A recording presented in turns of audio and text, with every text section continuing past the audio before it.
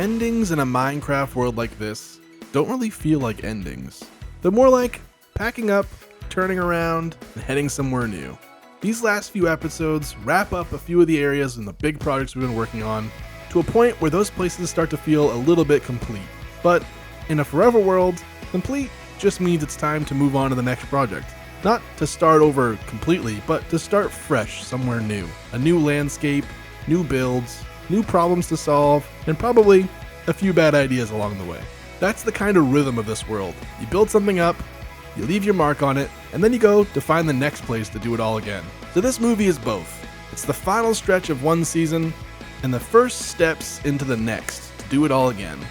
The same world, just a new direction. Starting over can be slow, and it can take time, but that's okay, because in this world, we have forever. Hey, how's it going? Welcome back to ForeverCraft, and today, we're heading back to outer space. Well, I think the skin change may break that transition, but it was still fun to do, and hopefully it turns out alright. But yes, we are back on Site 17, our outworldly outpost supplying hydrogen fuel to the space station. And we've got a need to fill. You see, last episode, I really undersold how terrible it really was to get all that honey. I probably sat over there at our starter base for at least like an hour just manually clicking beehives every so often while I watched some YouTube videos. So we're going to fix that, and we're going to get a permanent honey farm in the world. And I've been wanting to build a greenhouse in this area for a long time now anyway. And it's just like the perfect combination. We're gonna have a cool greenhouse on another planet. We'll have this nice contrast of all the green lushness inside the greenhouse to the stony, desolate backdrop of the planet we built here on Site 17. I've got some other stuff I want to get dotted around the base as well. We've got more mechs designed like this one. Some chonky boys that can kind of, complement this one. I also think iron golems running around here could be interesting. We kind of made our mechs copper based, so the so the copper golems could really match our aesthetic for these guys, and it could add some more life to this area. We are going to need, unfortunately for this build, a lot of waxed copper, which is, what this build supplies. So I think what we'll end up doing is building most of this greenhouse, and then we'll just end up waxing most of that copper with the honey that we get from the farm, if that makes sense. I've been thinking about this build since I first made this area, because I really do think having that like bright green trees and like flowers and stuff is gonna contrast so cool in this area and really help fill up this space over here by the portal as well. And then the other mechs will dot around this whole area. But first things first, I'm gonna raid what's left of this trial chamber for all its copper. We've already done some decent tearing out of this thing, but there's still some more copper left to get. I don't know if I've showed this yet, but this is how I farm my breeze rods. Kind of a neat little trick. If you build a box like this and then just do slabs right here, they are forced to spawn in here because it can only spawn where that little spawner can see. And since they can't see out here, they always spawn in the box and you just slice them. You could do collection hoppers and stuff, but I got a little lazy with this one and we just break the block. Don't worry about it. We'll do something fancier in the future, probably. All right, let's start stripping this thing for all the copper that's left. As you can see, I've been here before, but there's a lot more rooms with a lot more copper, so let's get to work.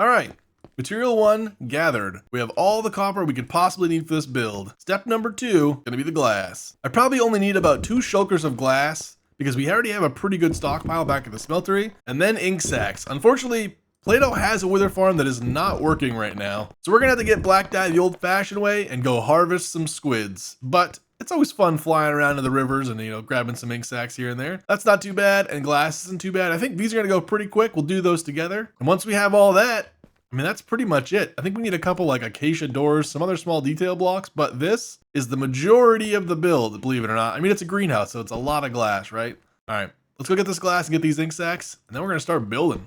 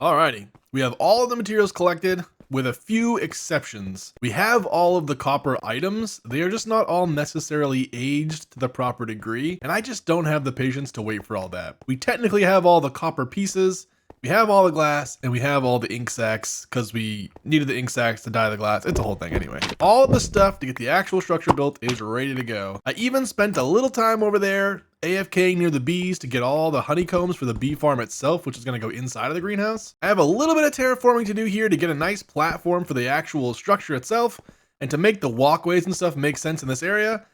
And then we're going to start building. Let's get to work.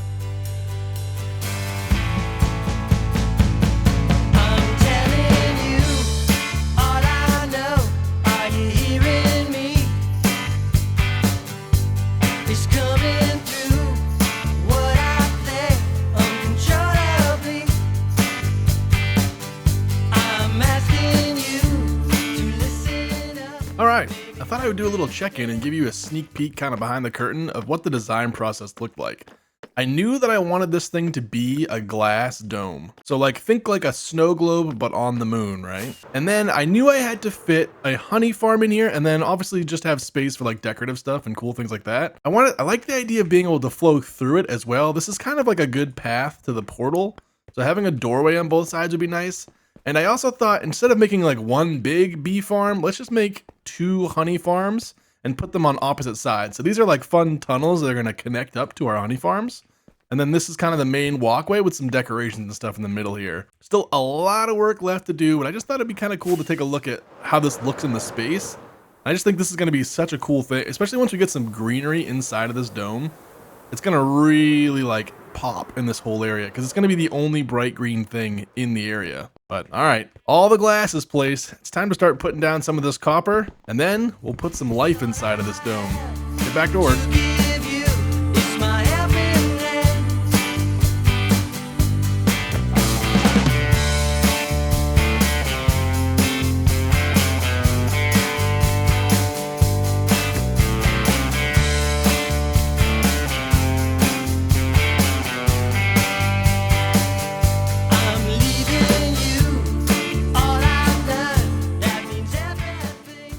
Alright, the frame is up, and we're almost ready for the finishing touches. Like I mentioned earlier, I didn't exactly let all of the copper age to what it needed to be. Some copper items you can craft right into their weathered piece if you already have like a weathered piece of copper. But for trap doors and bars and the copper rods, you have to craft them with copper ingots, which means you always get the totally unweathered version and then have to wait for it to go over time. So the whole idea is for the whole thing to be this darker green. I kind of like a little bit of this being only somewhat weathered as opposed to like fully weathered. But for now, I'm going to get it all weathered, and then I'll kind of, here and there, once we get the honey farm actually functioning in here, I'll come back through and unweather some of this, and then we can wax it. I just got to hang out in this area long enough for the rest of this to oxidize. But while we're waiting for that, let's put the final touches on this thing and get some nice lush greenery and a couple honey farms in here.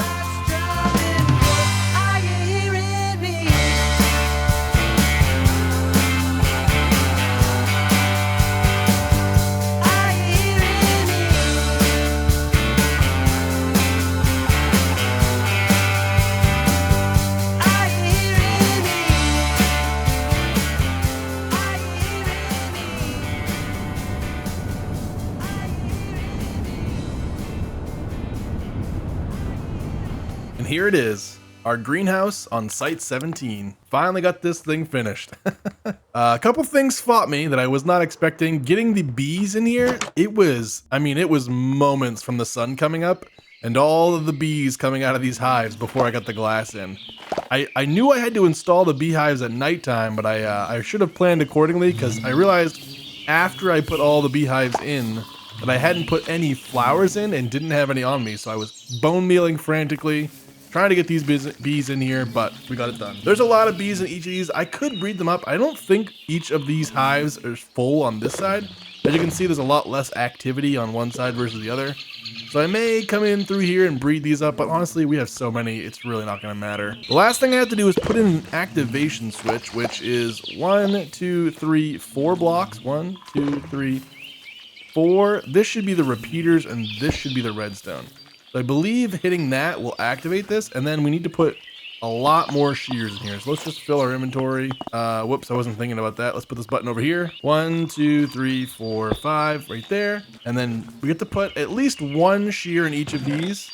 I put these chests on the top here just for more convenient shear loading. But again, unless we have a future project that uses an absolute ridiculous amount of honey, I think we're gonna get more than we'll ever want out of this farm. But it's gonna be nice that it exists in our world, and we're gonna have this thing on tap whenever we need it. All right, it's all loaded up. I think they're all full, so the observers can't see them get full, which is why we put this little button here. Look at that, they all sheared. They're all empty. So now whenever a bee fills up their like box, the observer will see it fill up, it'll send a redstone pulse, and it'll activate any of the shears on the ones that can be sheared. And then all of that honey should get spat out to a chest on this end, right here, which is kind of hard to activate because of this grass. Maybe we'll break this grass. Yeah, that makes sense. So then there you go, there's your honey. All right, this one's not gonna have any. Are any of these full? Okay, yeah, these are filling up pretty quick actually, even with limited bees. Let's go activate this one to get the chain rolling. Just like that. And again, we're not gonna have as much on this side, but that'll work for now. I believe this was a ForeverCraft design.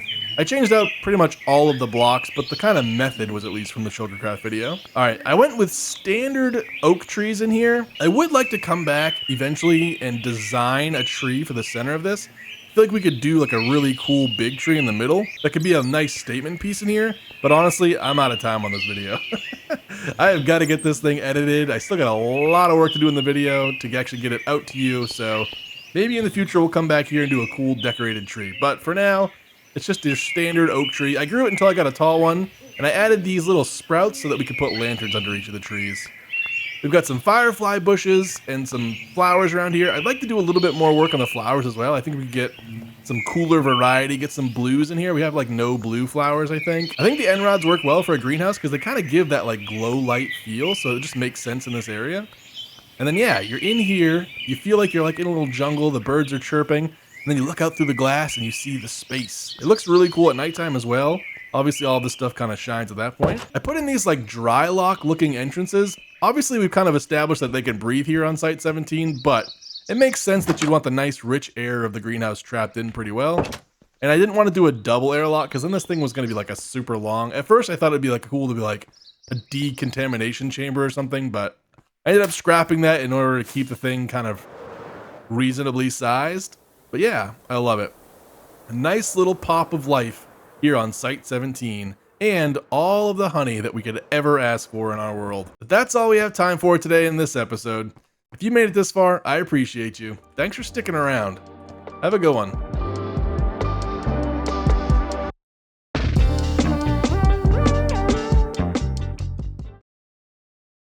Lately, I've been spreading myself a little bit more thin around the server, moving from area to area, changing build, changing styles. And I know you may think, well, isn't that going to make things take a lot longer? And the reality is, yes, it'll take me a lot longer to get each of my individual areas to a place that I'm super happy with. But luckily, around here, we have forever.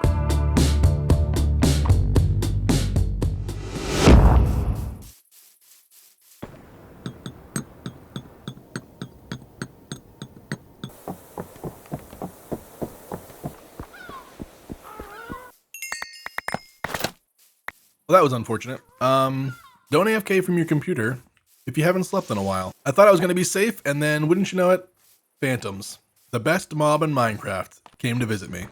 Anyway, welcome back to ForeverCraft. Today, we're heading back to the farm. I really want to go make some progress over at the Happy Gas Ranch, and I think the first thing we need is a barn for the Happy Gas to live in. Let's take a walk over there and kind of scout out a good spot to place this thing. I think I know where we're going to put it, but we can do a little walk around. Alright, so there are two builds that I already kind of have in mind for this area. One of them being a barn for the Happy Gas to kind of live and hang out in, and the other being kind of a workshop for the farm where they fix up the tractors or other farm equipment. And these are the two locations I've kind of thought about putting those. We've got this little nook right here, which is pretty big, and I think could be better in terms of like fitting a workshop and also like some tractors or something broken down around it.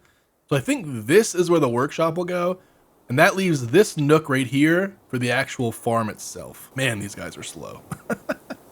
It is brutal how slow these things are. You know what I think? I think they should make Happy Gas like horses. Give them like a random chance at least to have some decent speed because, whew, it is brutal. It is nice for creative building, but yikes, they are slow. Anyway, we'll just get off of him because yikes. I want to get some paths through the wheat that connect up these places, but I think that'll be easier to do once the places are in place. So we'll probably have a path that kind of snakes through this like wider plateau here of the wheat into our big barn right here. It's not going to be an especially, I don't want to get too out of hand with this build. I think I'm going to go with mangrove and have like a nice big red barn. And then maybe some like deep slate roof tiles or something to kind of have a nice contrast from like red to black. And maybe like two or three Happy Gas is probably enough, honestly. I don't think we need like a huge milking farm for Happy Gas. Can you milk a Happy Gas? I don't think so. All right, so first things first, we're gonna need a whole bunch of mangrove wood, and then I'm sure we're gonna need deep slate because it feels like every time I go to build something, I'm down in the mines getting more deep slate. You can just never have enough of that stuff. So let's get some mangrove wood and some deep slate and start building this thing.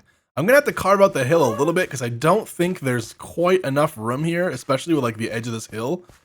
And I kind of want to integrate the barn into the side of the hill too. So we'll have to do a little bit of push and pull as we build to figure out like where the barn starts and where the hill ends. All right, let's get to it. I know that there is a portal on the nether roof to a mangrove swamp, but I'm really trying to just stay off of that nether roof. I've started building this tunnel system. We've got some highways in the nether now. I really want to keep everything off the highways or in the overworld. I just don't love being up on top of the nether. But I'm trying to think which portal is going to put me closest to that thing. I think this is relatively close to that mangrove swamp. All right, we still have a decent little flight here, I think, but this got us a good chunk of the way there. This is the desert where we collect all our sand, if you couldn't tell. There's some despawning just now. Bunnies could be good. I think with this like Happy Gas Ranch, I do want to try to get some more mobs. We've already got sniffers at the other base. I want to get some like frogs and rabbits and try to get a lot of wildlife just kind of moving around the build. But it's time. Is it a bird? Is it a plane? No, it's me. I'm flying.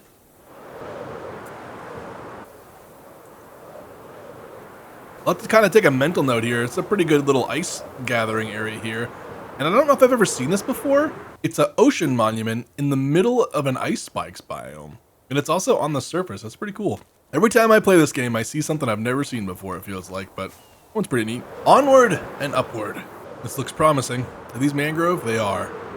We'll know when we've hit Plato's farming area because he has pretty well decimated a very large portion of this mangrove swamp, although it looks like it is quite large. Here it is.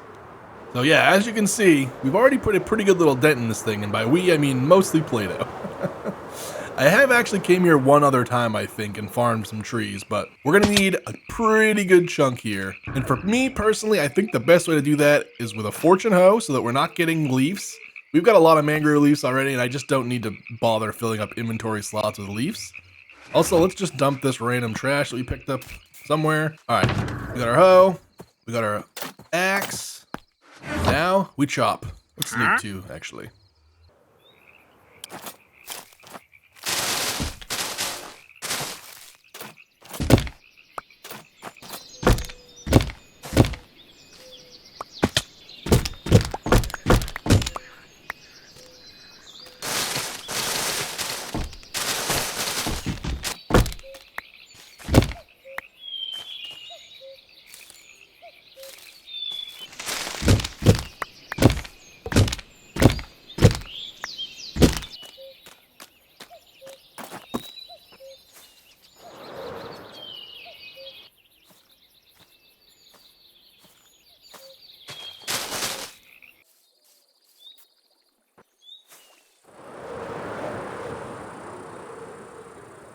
I've been thinking a lot lately about what I want to do for the next season of ForeverCraft. As we kind of get closer here to the end of the year, it's time to kind of start thinking about, I don't know, thematically where I want to take the channel. I mean, literally what I want to build for a theme for the new season. I mean, if we're going to be starting a new season, it just really feels like I need a new theme or a new build style or something to focus on. And I think a couple of things I've kind of come to recently when I've really been thinking through this is, I think I want to do a little bit of a mini series potentially. I mean, obviously in the ForeverCraft world, but thematically a mini series that's playing Minecraft the hard way. That's the working title in my brain. What I'm thinking is just, I know everyone's, it feels trendy to say this, so I feel weird even saying it out loud, but like playing Minecraft the hard way. When I played on the old school world before coming to ForeverCraft, I never used my elytra.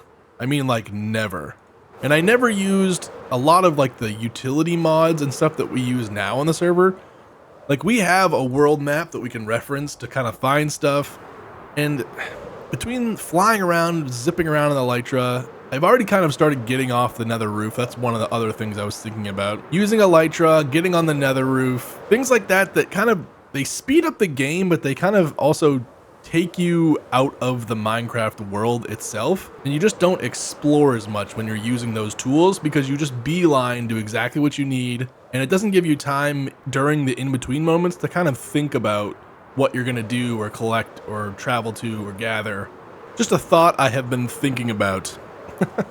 Enjoy the remainder of your flight.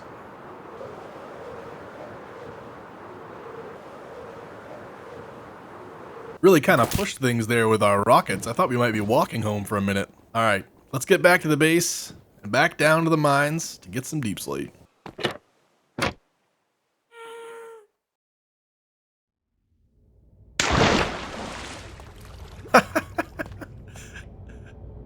I've been just like walking around just confused because I could not figure out where this copper golem could possibly have escaped to out of my house.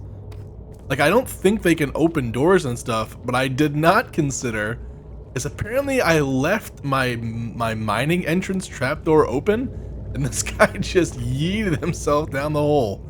That's pretty funny. I think he's there forever now, honestly. That's a pretty funny pose for him to end up into, just kind of sitting on the ground. Well, there's the great copper golem. You know what? I lost 2 of them. Does that mean the other one is hiding down here somewhere too? I wonder how far they would walk once they fell down here. Well, there's one of our copper golems that went missing. The mystery continues for the second one.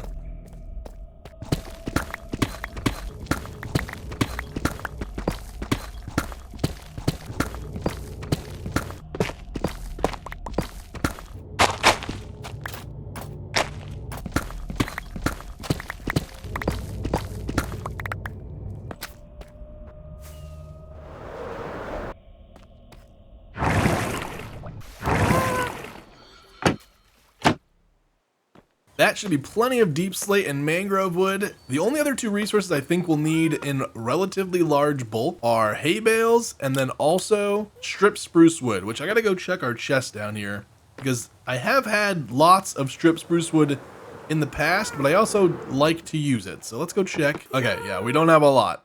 I want to do a lot of the flooring, I think, with strip spruce, so we'll go collect some of that. Looks like we have spruce here, but I prefer to just strip it as I cut it down rather than to cut down more and strip more, if that makes sense. So we'll leave those alone. We'll head to the forest and cut down some fresh ones.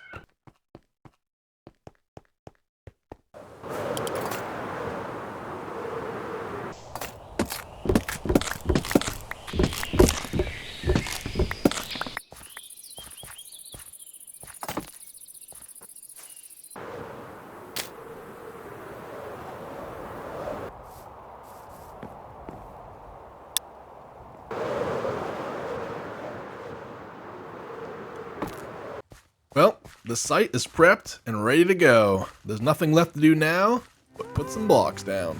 Let me get to work.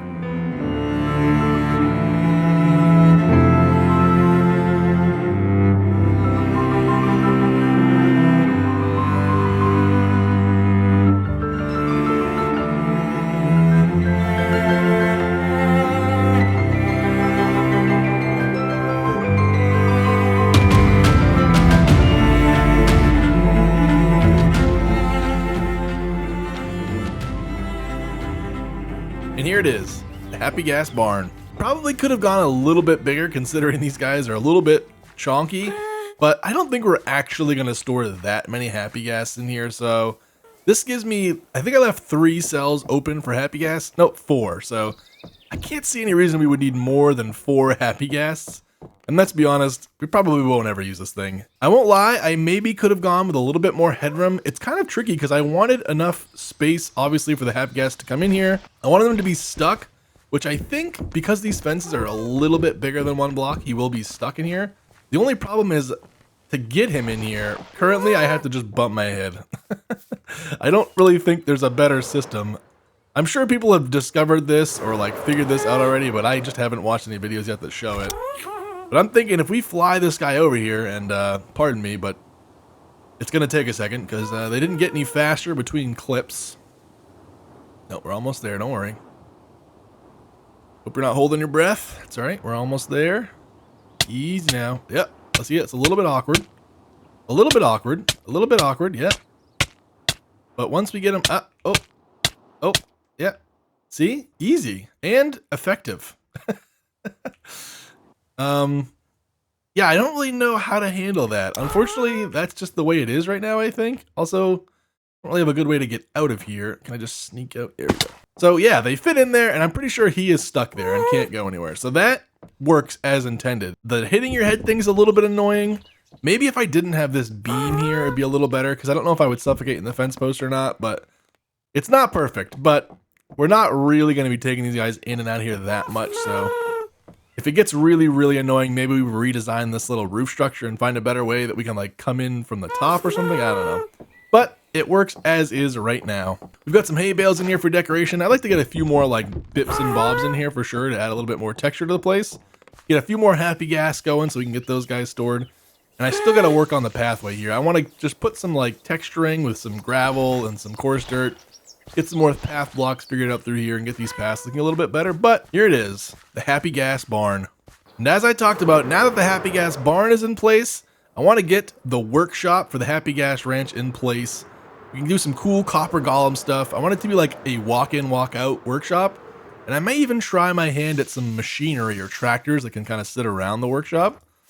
And that'll be a nice little centerpiece over there. And then I might expand the fields of wheat here a little bit more to really engulf those things.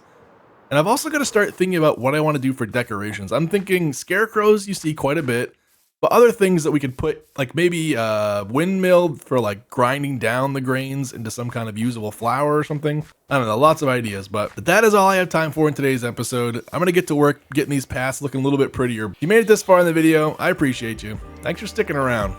Have a good one.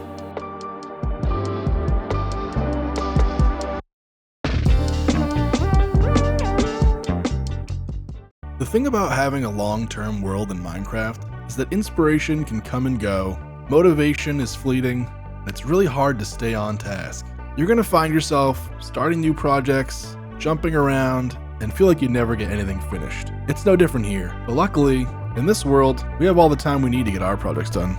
We have forever. Hey, welcome to ForeverCraft. Today, I'm working on something a little bit unplanned. You see, every once in a while, you get a little burst of inspiration when you're playing in your Minecraft world, and you just decide that you want to go out into the world and build something completely unplanned and completely out of the way. Or, in this case, completely in the middle of nowhere. I've got an idea for a really cool build. I saw this image of a cool old castle built on like the side of a very steep hill on Pinterest, and I thought that would look absolutely beautiful in Minecraft. And so today, I'm gonna try to build it. Some of the returning viewers may be thinking, hey, don't you have like 1,000 other plans that you need to get to? To you, I would say, don't worry about it. It'll be fine. I'm gonna get that stuff done. And to the newer viewers, it doesn't really matter to you, right? Because, you know, as far as you're concerned, how is this build any different than me getting progress done in areas that I'm actually supposed to be? All right, so I did a little bit of exploring in our world. This is our shulker farm, by the way. I don't know if I've ever showed that in a video or not, but they don't render in until you get a little closer, but there they go, yep. I've been kind of exploring the areas that I've at least have some structures and some kind of like infrastructure. For instance, our boat highway is hooked up to here, so at least like creating a new pathway is relatively easy. And I needed like a steep hill, which this is a nice little like rocky foundation. And I also found this beautiful little like river kind of hiding in the steep inside of it. And I think this little valley between these hills could be the perfect location for what I'm picturing. I know what you're thinking. Don't castles generally built in like large open flat plains? Well, that's why I thought this one was interesting because, well, it kind of went against that. Wait, what is that? It's just one log with some vines? It's weird. I'm almost certain that I've never been here before, so I guess that can just spawn like that. Maybe that's like a fallen tree or something. Who knows? But anyway, yeah, I think this little like cool lake area could be a really fun area for us to kind of, first of all, build this cool castle ruin build. And second of all, build more of like an old civilization or something that existed here in this little nook and kind of was lost to time and cut off from the world and really hasn't been touched for years. The first steps first is what exact location do we want to place this thing? Because that is going to be a little bit tricky. Again, it's got to go on a very steep cliff, but I do want to make a path or road coming out of it. So we got to find the most beautiful scenic spot that we can also build like a nice little road to. I really like this plateau out here as well. I mean, this could be a good area to expand that ruined castle, like medieval civilization to, because it kind of sits up on this nice plateau. We also have a raid over there we could do some stuff with in the future. Yeah, so I think putting it relatively close to this big flat area that I could also do future builds on is good, but I do want this particular build to be really tucked down here in this like crevice. So maybe on this wall makes the most sense. Yeah, I think this is it. Somewhere right about here, I think, is where this build's gonna go. Now, the beauty of building in a medieval color palette in Minecraft is that really all we need for this build is like stone, some probably spruce wood, and it's kind of a ruined building, so I'm not thinking like an intense detailed interior to it. It's probably gonna be, you know, ruined. Broken staircases, things like that. Maybe we put some furniture, some bookshelves or something. Maybe add some cobwebs to make it really seem like old and abandoned, if that makes sense. But let me do a little bit of tinkering. I'll do a little bit of material gathering, and then we'll meet back here to kind of start prepping our little cove here in the mountains for this build.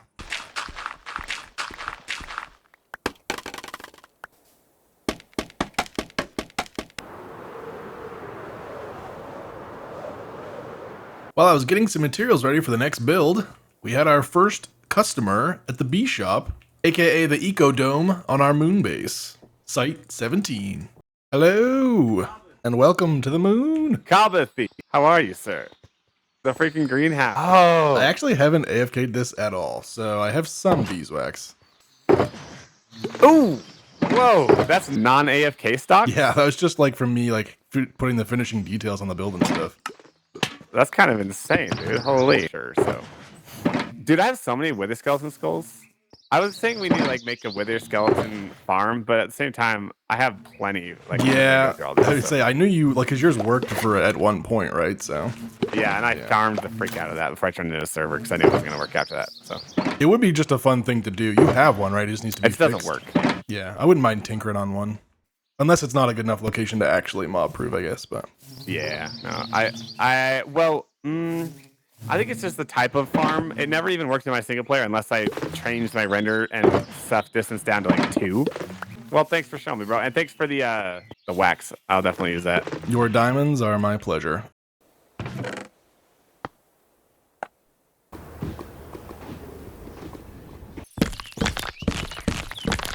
What do we think? Should this be the Great Wolf Keep? I don't know. It's kind of got a nice ring to it. I guess we ought to get some bones. Round up some of these locals.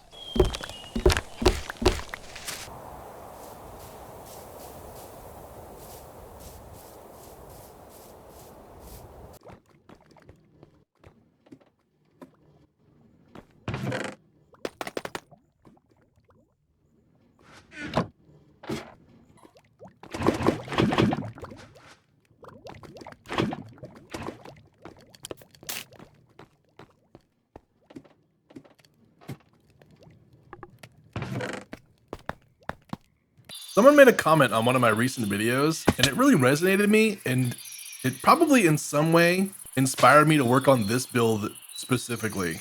They said it would be more interesting, or they said it would be interesting in general, probably, but I read it as it would be more interesting if your world had more builds that were kind of just there, and they could be found or forgotten, rediscovered, and if those builds helped you kind of connect each of your areas. And I think it's actually a really good idea to help fill out your world as a whole, to kind of just every once in a while step away from your big, massive, grindy project and just knock out one of these smaller builds that just adds one little hint of character to your world. Even if we never come back here, or we rarely fly over this area, it'll still exist as a little time capsule of a cool thing that we built and a fun idea. We were inspired to build it, I jumped right on it, and I got it built. It's little builds like these that help keep me motivated in my world. And they prevent me from being burnt out when trying to work on some huge area like Site 17 or the huge like harbor that we're working on there and the Lovecraftian harbor. Okay, first things first, I want a cool stone walk up and I want to kind of shape some of this land around here. So I'm gonna get to work on that and we'll check back in. I've got all the materials we need right here. This build is mostly stone, as you might expect. It's just a castle, right? Easy materials, easy build. We got inspired and we're just gonna build it. And those are the best kind of builds. You have the idea and you can make it happen just like that. You know, just 6 shulkers full of unique materials. Easy peasy. All right, let's get to work.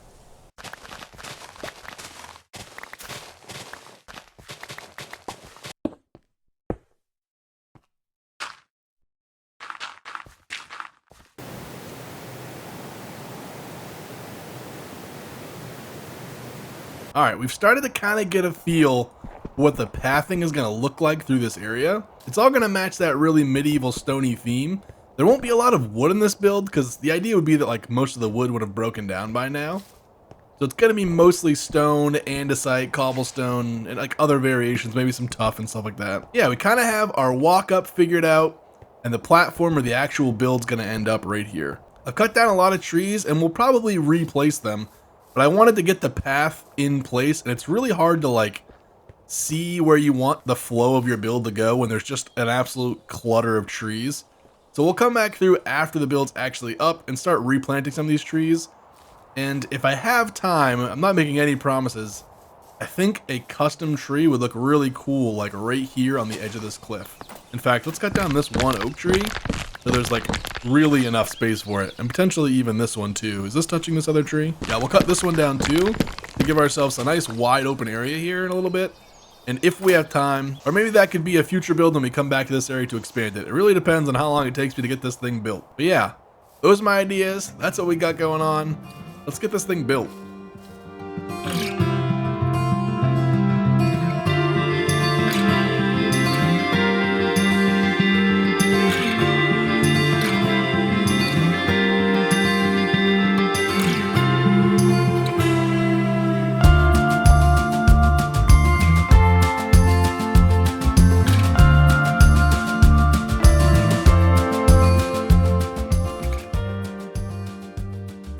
Great Wolf Lodge. I don't know if it would be accurate to say that this build is finished, but I'm very happy with where it's at. I think we need to do a lot more detailing, get a lot more like broken down levels and tiers to the buildings. I mean, right now it is obviously very hollow. We got our wolves in here though. It took me a minute to find them. I had some wolves that were like right here local, and by the time I got this thing built, they were gone.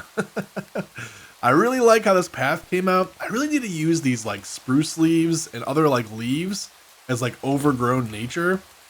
I just have that little pop of green, and it kind of, you know, breaks up the very gray texture we have going here. So I need to use leaves more because honestly, I just kind of slap these around and I think it makes the build look better. Yeah, the reveal of this build, I love it coming through the woods. I like this walk up style. I want to extend the pathway more, but I definitely like this palette for this. And yeah, here it is, the ruins. It's not the build that I planned on doing next, but it is the one that I was inspired to build in this moment. And rather than make myself work on something that I just wasn't that interested in right now, I just went ahead and built the thing that sounded really fun and cool to build. We got our little wolves a new home, the Great Wolf Keep, TM.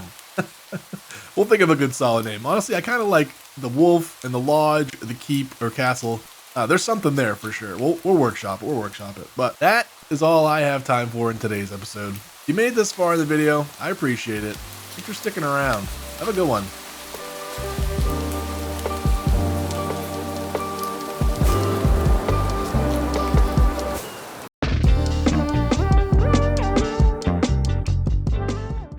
nothing more exciting in your Minecraft world than finishing a massive staple build.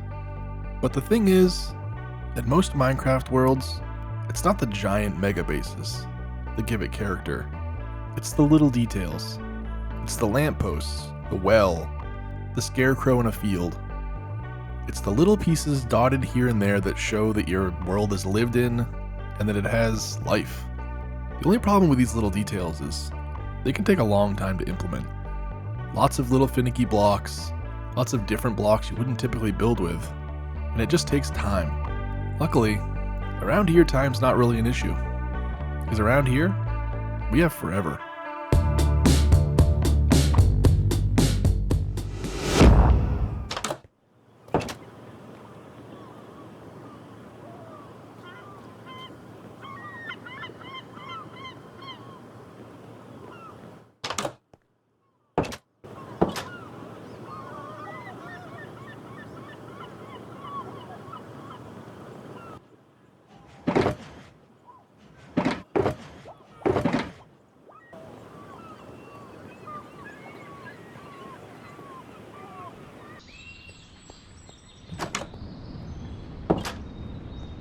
I think it's time we finally get around this area and start putting some details in.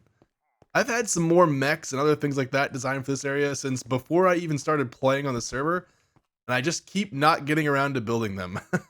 They're a little bit finicky because you have to do a lot of like special stair placement, and it's all copper blocks, and I hate getting the different variations of copper and waxing the copper and all that stuff. So we have our bee farm now, so we have really good access to wax. So it's now or never. Let's get some more details in this place and start really kind of bringing this area to life more. It was always the intention for this place to feel like a barren planet, but doesn't mean we can't sprinkle in some more decorations. This guy's been living here for a while now, and I think he needs a little bit of infrastructure.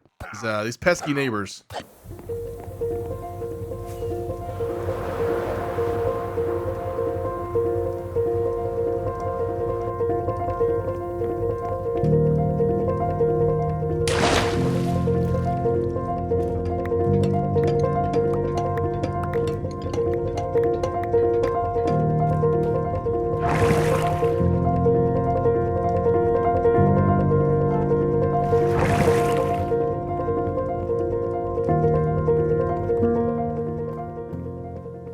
Depending on how I edit this, you may or may not have seen me already gather all these materials, but let's build some robots. And then we're gonna go around the world and do some more detailing stuff that we haven't got around to.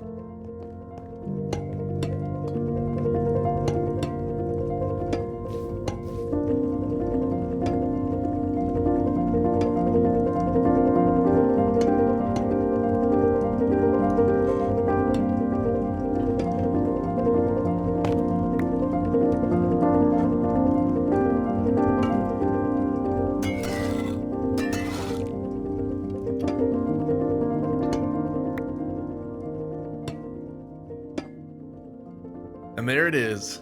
This is the first of a few robots. When I first built this thing, I was like, you know, it'd be fun if there was some like air traffic control robots helping land spaceships on and off the platform. So I built these guys, which means I've got a few more of them to build. Look, see, he's directing traffic. Pork there. This guy's definitely a little bit more of a goofy style than this maintenance guy's mech. This seems a little bit more military industrial, but I think these guys are fun. They're a little chonky. I'm not really sure why they needed to be 30 feet tall, maybe just so it's easier to see from a giant spaceship entering the atmosphere. But let's build a few more of them and help fill out this area a little bit more.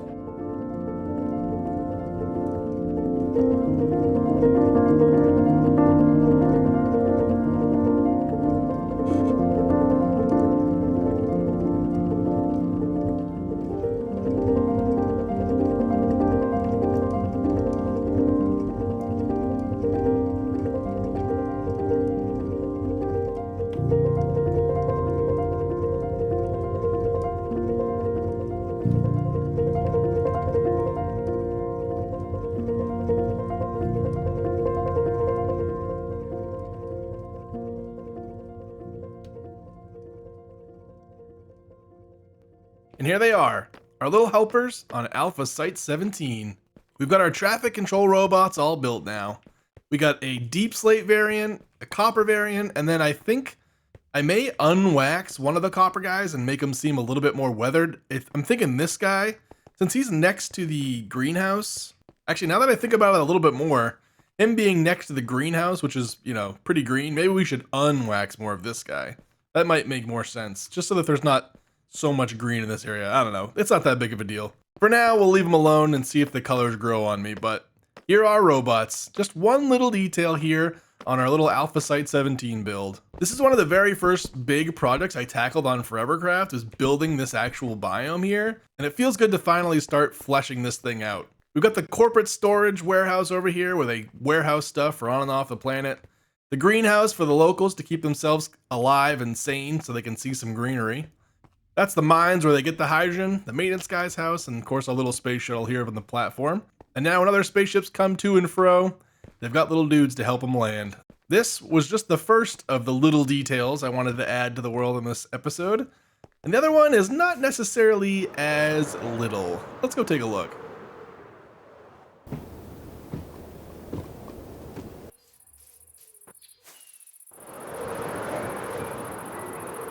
The second little project I want to work on today is over here at Wolf Keep.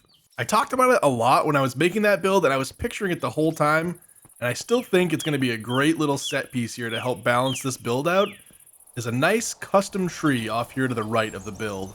I really like this like old decrepit style, and I feel like when you have really old buildings like this, you often also have like old scraggly trees next to them that have been there, you know, as long as the structure or potentially even longer, right? So I'm thinking right here next to this build, we put a nice custom tree. Now I know I said it's the little details, and so far we've had 30-foot mechs and now a 100-foot tall tree, but I think what I really mean to say is like, it's not a build, right? There's kind of a difference when you're going to tackle a project in Minecraft for like a full build and more of just like a little piece of decoration to go with your build. At least that's how I feel about them. Anyway, we're gonna need a whole bunch of logs and a whole bunch of leaves. So I'm going to start getting all that together, and then we're going to build a cool little custom tree here at the Wolf Keep. Also, I don't know if you've noticed, but I did swap up my shaders, and I'm trying out Voxy a little bit. That's why we've got this like absolutely ridiculous render distance. The only thing I will say is that you need to have a lot of the world generated. So as you can see, we do get a little bit of like awkwardness in places that we've never been to before, but I think that that is still worth a little bit of sacrifice to have these like really cool long views. You can see our shulker farm. I think technically I could crank it up. We could actually see our main base from here, but I'm not going to extend it out that far. All right, let's get to work. We've got stuff to do, but it is beautiful, isn't it?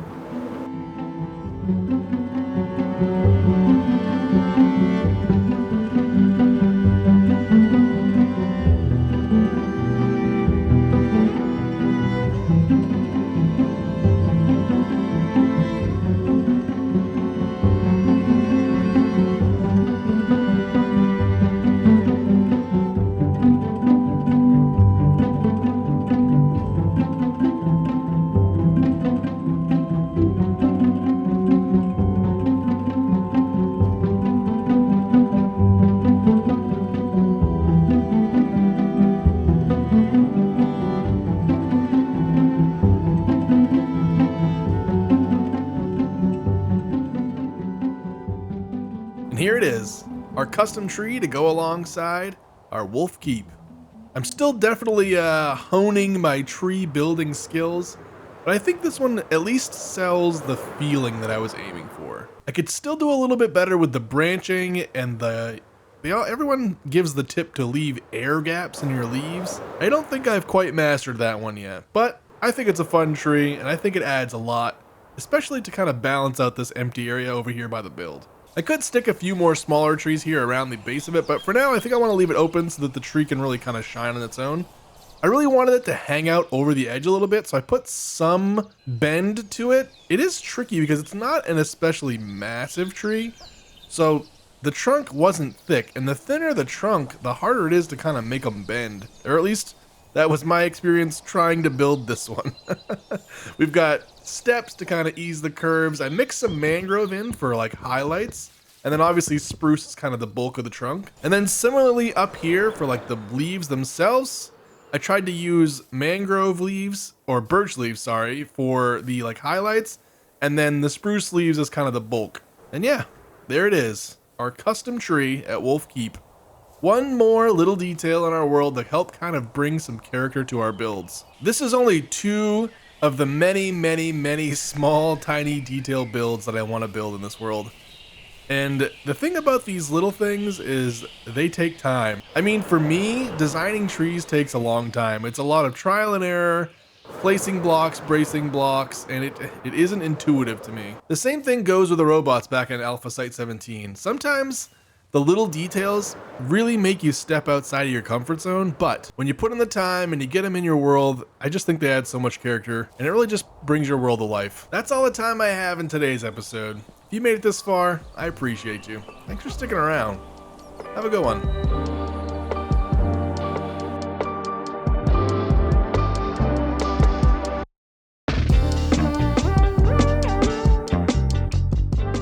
There comes a time in everyone's Minecraft journey when they start getting the itch.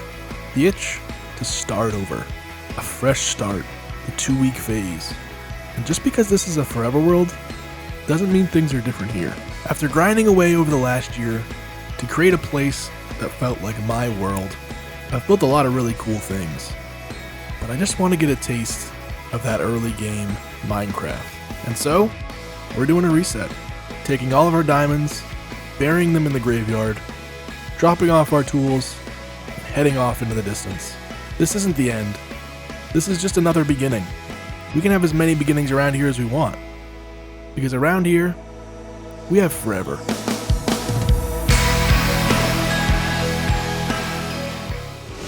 Hey, welcome to Season 3 of ForeverCraft. A new beginning on the ForeverCraft server. We all came together and decided it was finally time for a fresh reset on ForeverCraft.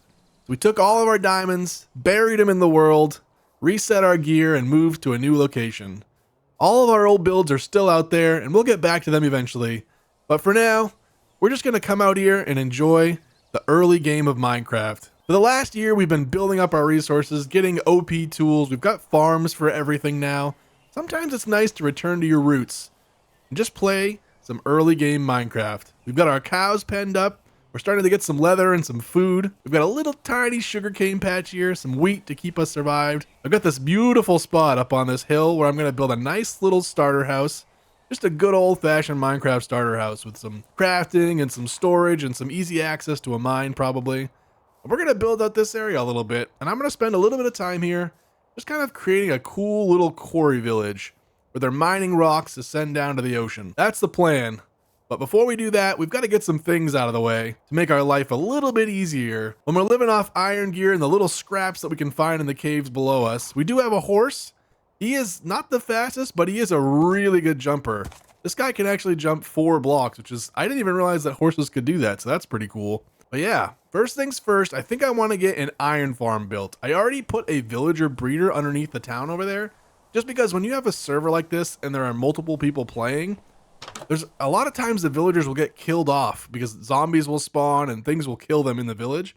And before you know it, you have no villagers left. So one of the first things I always do if I have a village nearby is I just put a little villager breeder underneath the village to kind of repopulate the town so that there's always going to be new villagers kind of showing up. And then when we do want to build farms like an iron farm, we know we're going to have villagers available. Actually, I think I'll hop on over there and just show you what this thing looks like. It's a pretty typical villager breeder, and I've used it before in some of my older videos, especially back on the old school Let's Play videos. I think it's actually the same farm I used for my first week on ForeverCraft in Season 2. I do not have a lead yet, and I don't want my horse to fall in a giant hole, but there's one of our baby villagers. As you can see, the breeder is working. All right, down in this hole is where the villager breeder sits. So it's simply a 9x9 hollowed out area. These are all carrots. So when a Minecraft farmer harvests carrots, he will actually throw them to someone else as a food source because carrots can just be eaten as soon as you harvest them. But it also means that he'll replant carrots. So it's kind of a self-fulfilling cycle where they always have a crop and they always have food to feed themselves to make more Minecraft babies. Oh, I think we're gonna get another one right here. Let me actually block this off so that the baby goes where he's supposed to go. As soon as this thing spawns, you'll see it'll try to jump on the beds. It falls down. Oh, it doesn't fall down every time. That's a really good jumper you've got there. Yeah. No, I think he's going to be a star. But eventually they'll fall down in this hole when they don't jump clean over the gap. I've actually never seen that before. But typically they will fall down in this little hole right here, and then the water will kind of sweep them away into the town. Because as soon as they fall down here, this is just a nice little water tunnel. This kind of pushes the villager down to the end, and then they'll just pathfind their way out of here. This is kind of the only way they can go, so eventually they climb the stairs, they jump out here, and they're just in the town. When we have more blocks, I'll typically put a bubble elevator there, so the water will just push them right into a bubble elevator. They'll shoot up to the surface and populate the town, but for now, we're doing it the old school way. It's a little slow, but we're not really collecting villagers yet. I just want to make sure that there's a constant supply of villagers to the town itself. All right, we blocked this back off, right? I don't want anything getting in here and killing these guys because it is a kind of a pain in the butt to get villagers into this farm. It looks like our baby did actually jump down the hole. Now is on his way into the world. There he is. This guy's fast. So as you can see, they pathfind pretty quickly up out of there. I don't believe villagers can fall in this hole. I probably should put one more ladder. I think villagers get stuck like this. But even if a few of them fall in there, again, we have an infinite supply. All right, the first thing I want to get knocked out is an iron farm because I want to have easy access to tools, at least digging and doing like a little bit of terraforming and material gathering. If we've got a constant supply of iron tools, that's going to make our life so much easier. Plus, I want to do things with hoppers, and I want to get maybe a lava farm going for a fuel source, and we're going to need a whole bunch of iron for cauldrons and for hoppers. So iron farm first, and once we get that thing up and running, then we'll build our beautiful little cabin up on the hill. First things first, let me get the iron farm built, and then we'll start wrangling these villagers. I actually don't have a lead yet either, which is going to make things a little bit tricky because we can't change elevation with villagers without pulling on them with a lead. We might have to do like the job block trick where you set down a job block and lure them. I don't know. I want the iron farm up by my house, I think, or at least maybe midway. Wish me luck, and hopefully these guys cooperate.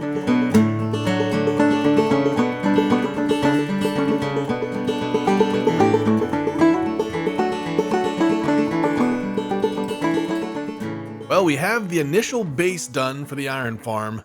Now is going to come the tricky part. We need to get villagers in this thing, and we need to get a zombie. Now, there are a few different ways to deal with zombies on an iron farm. You can put them in a boat. Everyone claims that if you give them an item, they won't despawn, but I have not ever had any luck with that. I will say the boat method works, but I like to have the zombie floating in some water because it seems to like trigger the villagers getting scared more often because it breaks line of sight. So we need to get a zombie in here, and we need to get him name tagged because that is the easiest way to have a loose zombie that will never despawn. Unfortunately, we don't have villager trades yet, and we have not found any mine shafts for name tags. So I'm going to try to do a little bit of fishing and just see if I can get really lucky and get a name tag. I think I'm just going to do like one fishing pole, and if I don't get it, I don't get it. And then from there, we'll do a little bit of underground searching. There's a massive cave system underneath all of this area. So there's a pretty good chance we could stumble upon a mine shaft if we really walked around that thing. It is quite dangerous down there though right now before we get enchanted gear. And then once I do get a name tag and get this guy in here and named, then we'll just bring some villagers over from the town in a boat.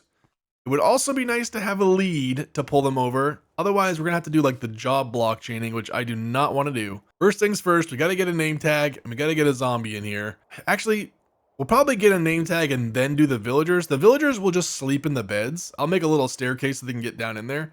We can get the villagers to like right here. When it becomes nighttime, they'll just jump right in the bed and then we close them in and that's easy.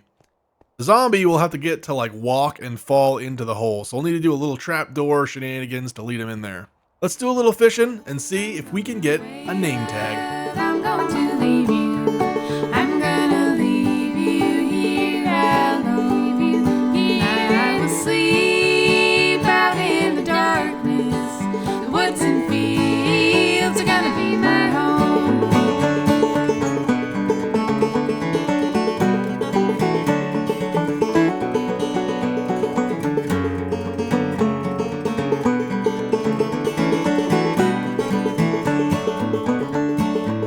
Today there's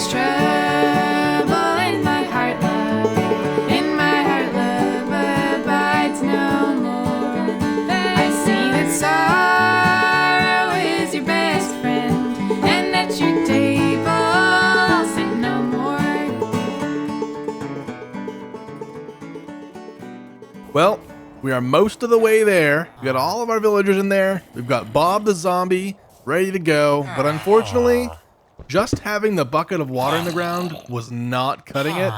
And he's not jumping up and down enough to scare the villagers. So what that means is that we have to go to the Nether. The only other practical way to get this guy to be jumping up and down is with soul sand, which is how the original design for this farm functioned. I was kind of hoping that we could kind of get away with an early version that didn't require going to the Nether, but alas, here we are. I've already got some diamonds for a diamond pickaxe, and I know where there's a lava pocket underground, so we'll go grab some obsidian, make a portal. Hopefully we just have to jump in there, grab some sand, and jump back out. I happen to know, because when we were setting up to find this location in our world, that the Nether around the area that we're in right now is almost entirely lava lakes, so this should be interesting. Our armor's seen better days, and we don't have a lot of iron left. We used most of it for the hoppers for this farm. I actually didn't even have enough hoppers to go as deep as I wanted with the hoppers. So right now, this thing barely gets the lava. Like, this is as far as it goes down. Ideally, these hoppers would go down into the ground into a chest that I could harvest later, but for now, we're just gonna have to grab the iron from here until we have enough iron from the farm to make it, you know, more hoppers. I'm gonna go get some obsidian, and then hopefully we can get another portal, find some soul sand really quick, and this farm can be up and running. Last hurdle. We can do this.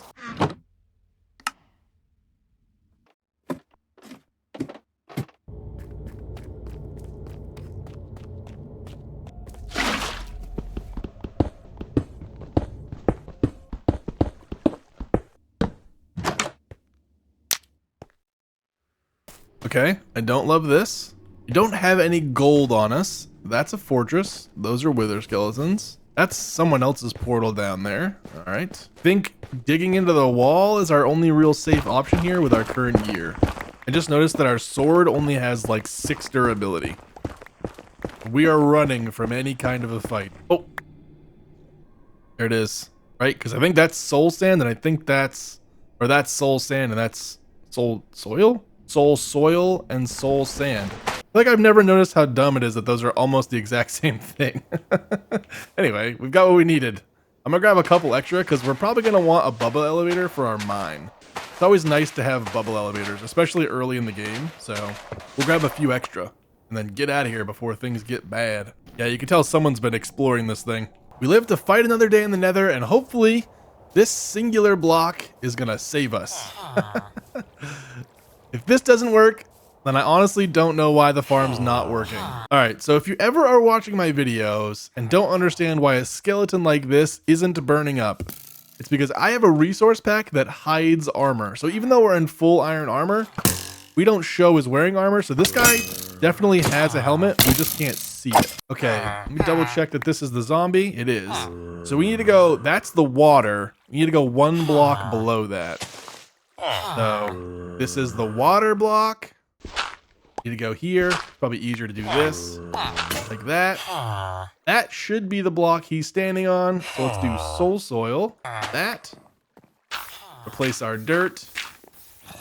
Path block it. We had an iron golem spawn. That's the first one that spawned, I believe, that I've actually seen anyway. Now we just need to break this block and put the water in, and this thing should be fully functional. You do good work, Bob.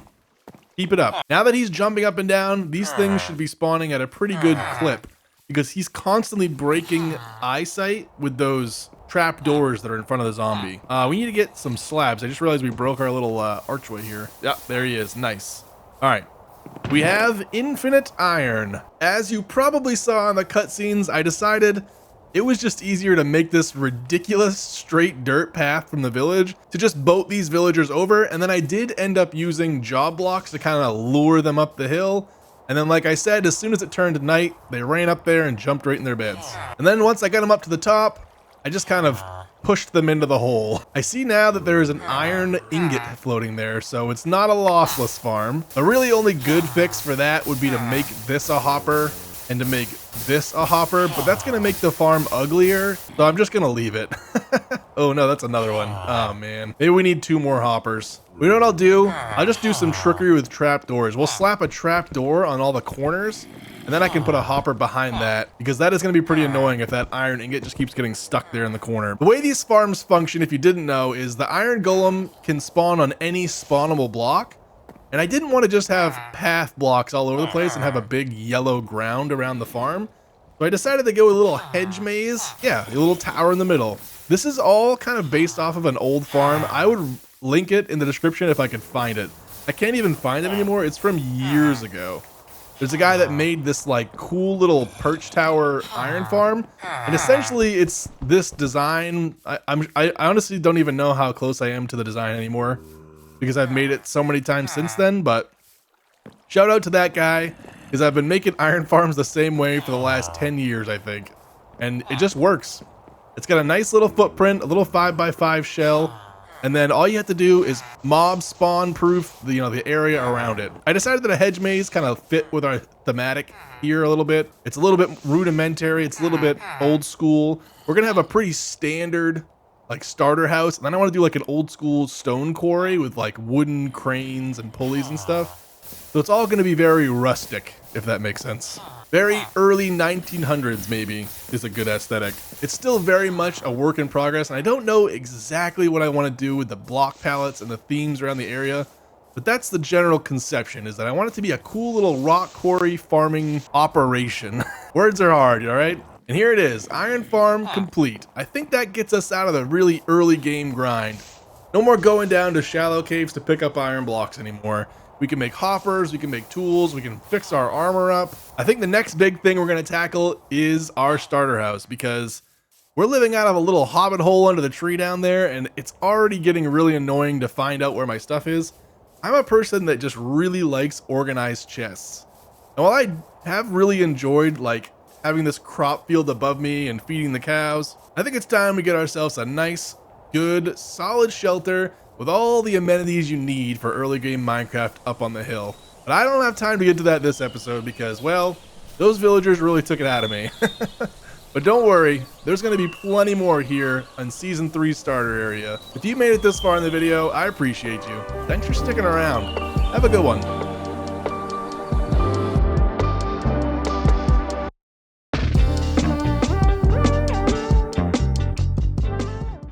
Dear Minecraft, you were never just a game to me.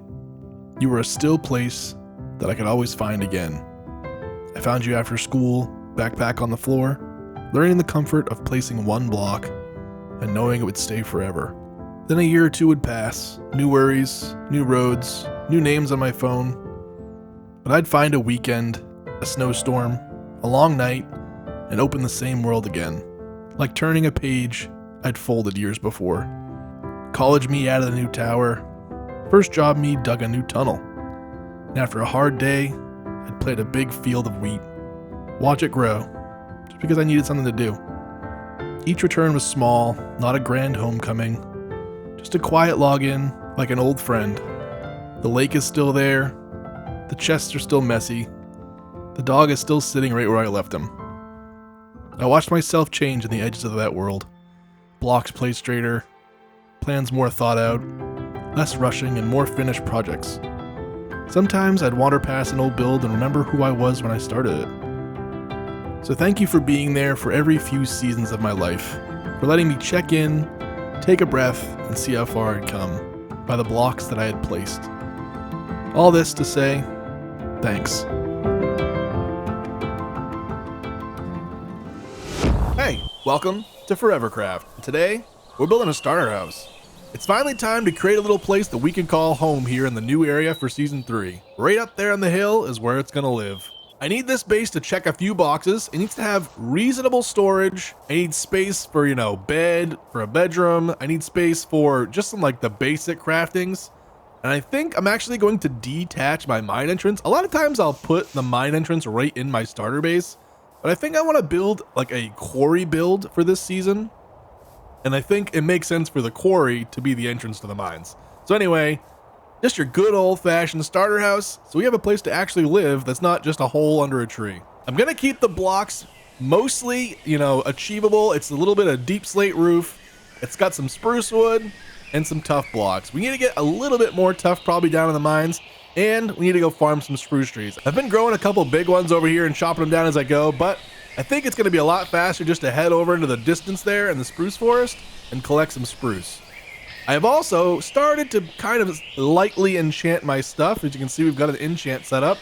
I murdered all those cows. We had this thing so full, they were almost entity cramming in the pens. So we've got enough steak probably for the rest of the season and enough leather to make all of our books. We're pretty sorted on food now, and we've got some basic tools. We still have iron stuff. Our armor's still all iron, but we're starting to get a little bit more set up, and it's time to build a house. Step one is getting all the materials, though, so let's get to work. Actually, really quickly, before we get to work on the house, I think we're going to go on our first side quest. I want an ender chest because I want a little bit more storage capacity, and we've got 3 ender pearls. We only need 1. So let's see if we can get a blaze rod. Our portal is right next to an actual fortress.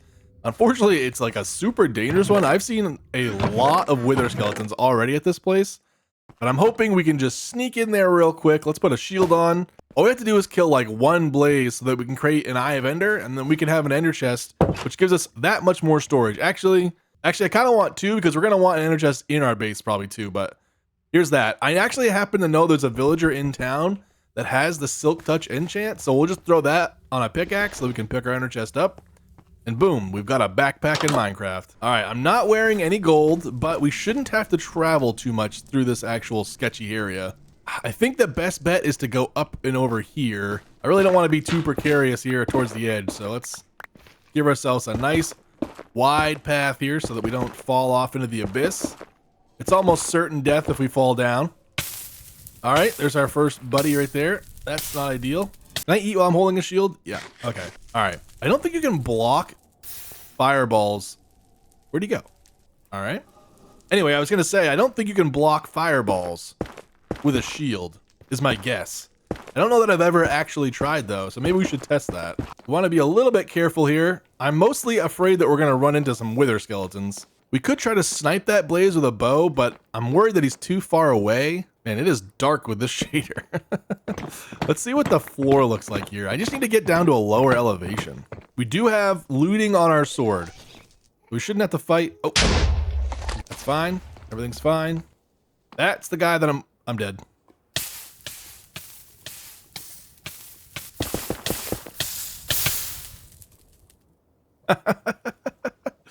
Oh, geez. Well, I'm glad we didn't have much of our stuff on us. Let's see. Well, we have nothing to lose now. Let's just make an iron sword and go on a death run. Why can't I make a sword? Oh, should we make armor? Probably a little bit. The iron farm has actually produced plenty of armor, or iron, I should say. I'm just honestly too lazy to run up there and grab it. What do we need? Can we survive with just this? Let's grab just like a little bit of steak. I don't want to throw away a whole bunch of steak trying to run and die at this thing, but oh, we need a pickaxe. That's a bit of a bummer because that was an efficiency fortune pickaxe we just lost. I believe, nope. Okay, thank God. Luckily I did think to store our fortune 3 pickaxe because I only want to use this thing when we find more diamonds, and we don't have mending or anything yet, so I've been keeping it in here. So that's a relief. Look at that, we got a chest right there. What are the odds there was a 1 block gap all the way down to certain doom there, you know? I feel like that's not even my fault, really. I will say this season, I have died more in the like initial part here than I think I ever have in Minecraft. For whatever reason, I am just not been MLG. Where were you guys a minute ago when I just needed a quick blaze? All right, never mind. We're not doing that.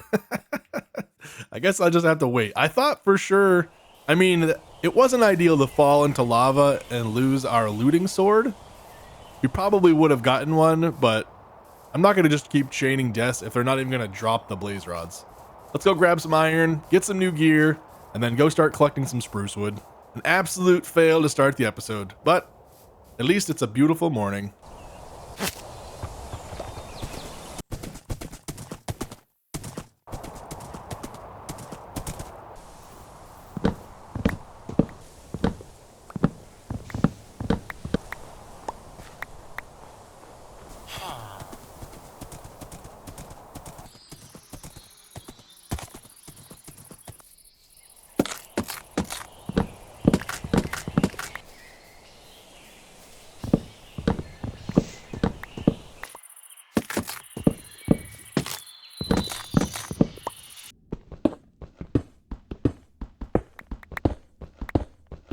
And now it's time for step 2 in this process.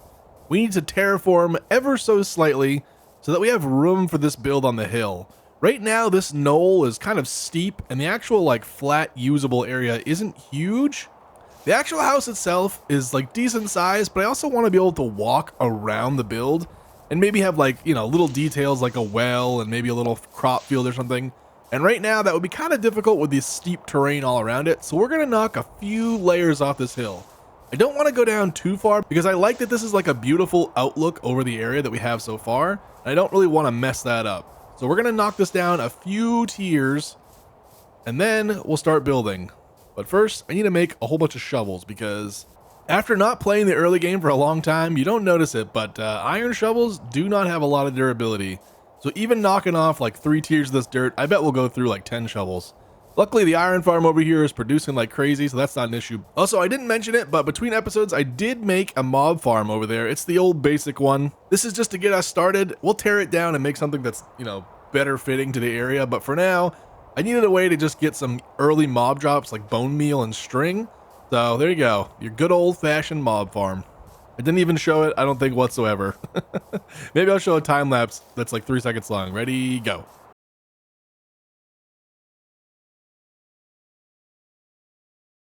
And there it is, mob farm. Anyway, let's get to work digging out some of this land and then building our starter house. The initial flattening is complete. It turns out using iron shovels was an absolute nightmare. So I just went and grinded a bunch of levels and enchanted a shovel because even if this one breaks because we don't have mending, it was still faster to get the levels, enchant the diamond shovel, and shovel it all up than it would have been to go through and dig this whole thing out with iron shovels. It was brutally slow. I guess you just forget after using high-level tools for a long time just how slow things can be with iron. But we got it done.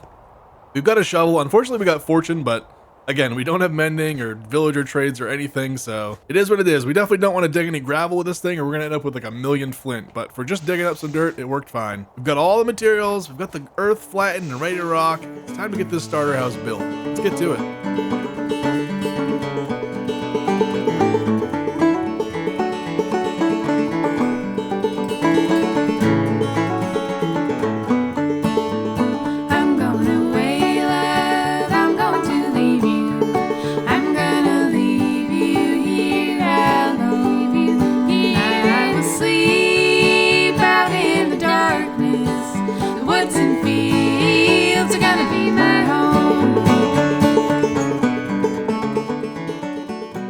Here it is, our starter house for season 3.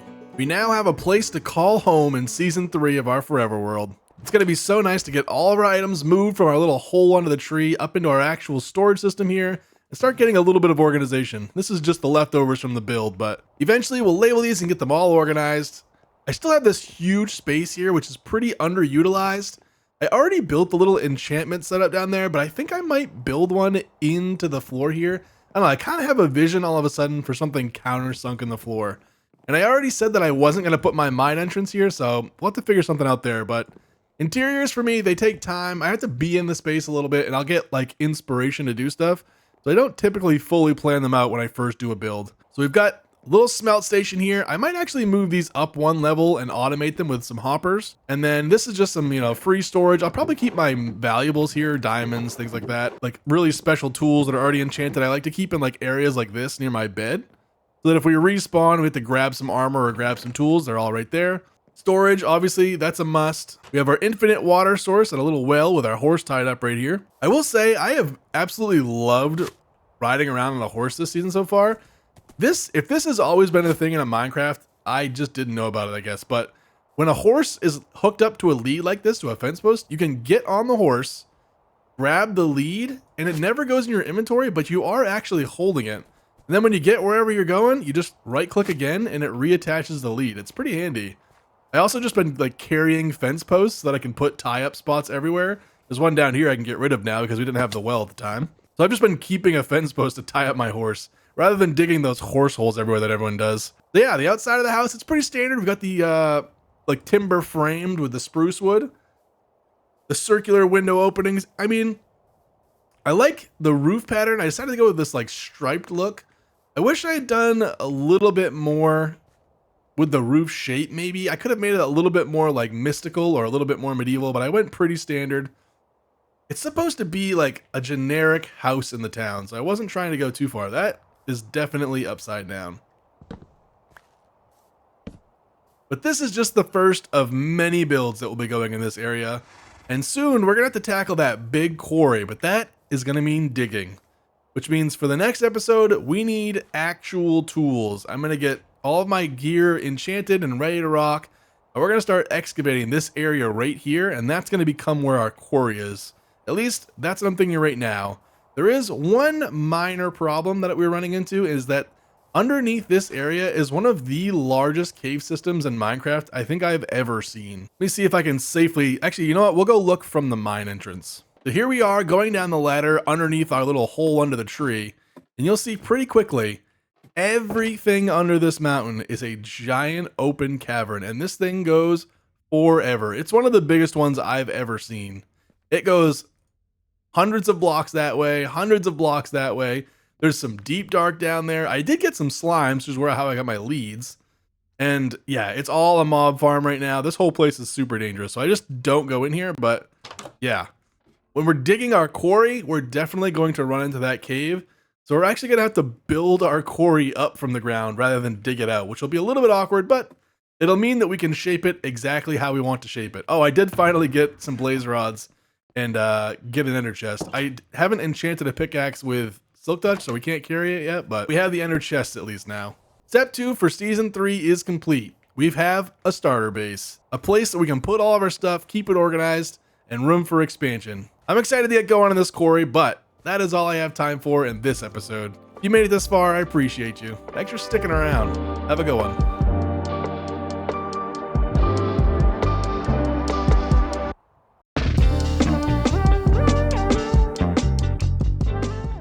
Whenever I start a new area in my Minecraft world, I like to think about why that place exists. Is it near the ocean because trade is valuable? Is it tucked beside a mountain because the people there depend on the mines and the natural resources? Then I think about the level of technology. Are they advanced, living in a kind of space age with rockets and power drills? Or are they still in a simpler time? Horses, dirt roads, hand-built structures. And from there, I start to paint a picture, always trying to stay true to the original idea, so the area feels cohesive and believable. It can be a long process, but that's okay, because around here, we've got forever.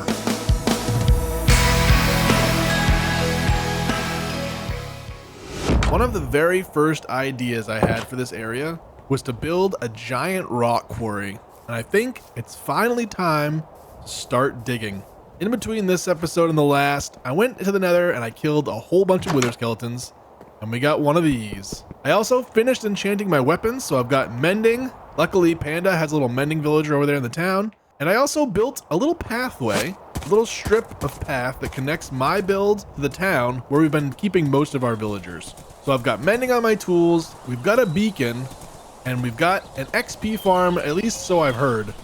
Someone somewhere has one of those silverfish style XP farms with the you do the splash potion, it makes silverfish spawn, you kill them. I still haven't turned off my villager breeder over here at the town, so this town is very well populated. Some of them do disappear in the night occasionally, but the villagers always come back, so that's good. We've got a decent horse now. I've kind of been breeding up some horses, trying to get the perfect horse. I really am going to try to avoid the elytra for as long as I can. And that was just another reason to put this beautiful path connecting me to the village. We've got an XP source to repair tools, we've got mending on our tools, and we've got a beacon. That covers all the prerequisites to dig a really, really big hole. I've done it the struggle bus way before, where you're like crafting new tools, or you're using iron even to dig something big like this, and it just takes so long. With efficiency tools and some mending, we'll be able to dig a very good sized hole here, and hopefully not too long. This thing's gonna go down to about Y10, I think. I did some testing in a creative test world to kind of see what the caves look like. We are gonna hit the giant cave underneath here, but we already knew that. So first things first, we gotta dig a really big hole. Depending on how that goes, we're gonna have to go out into the world and collect more of these resources. We're gonna need a lot of andesite, a lot of gravel, and a lot of cobblestone to texture up the walls of the quarry. I think these are going to be our main blocks, and as we get towards the bottom, I'll start sprinkling in more and more deep slate to kind of show that like darker effect towards the bottom of the quarry. But I think we have plenty of deep slate already from our diamond mining expeditions.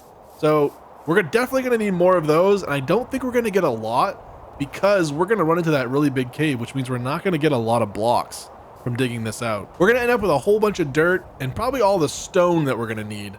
But the actual andesite, gravel, and cobblestone, we're going to have to make sure we switch to a fortune pickaxe at some point. That way we're actually getting cobblestone and not regular stone. And then hopefully we hit some pockets of gravel because we are effectively out of gravel. I used what little bit I had for the pathway there to the village. All right, let's get this beacon set up with the iron from the iron farm. Start digging.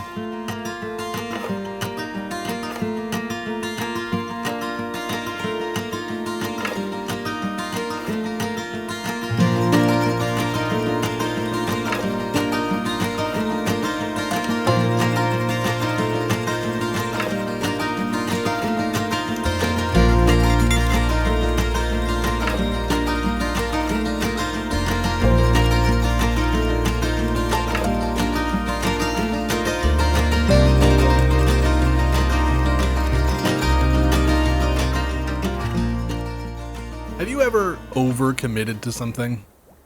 Yeah, me either. Anyway, we've got a pretty big hole started here. We have started to hit the cave, so I think these last few layers are gonna go pretty quick. We did hit a few pockets of andesite. We hit almost no gravel, like a little bit there, and maybe like one other pocket of gravel. So we may have to go search for some like shoreside gravel pockets. You get those like ocean coastal areas that have a bunch of gravel, so oh geez.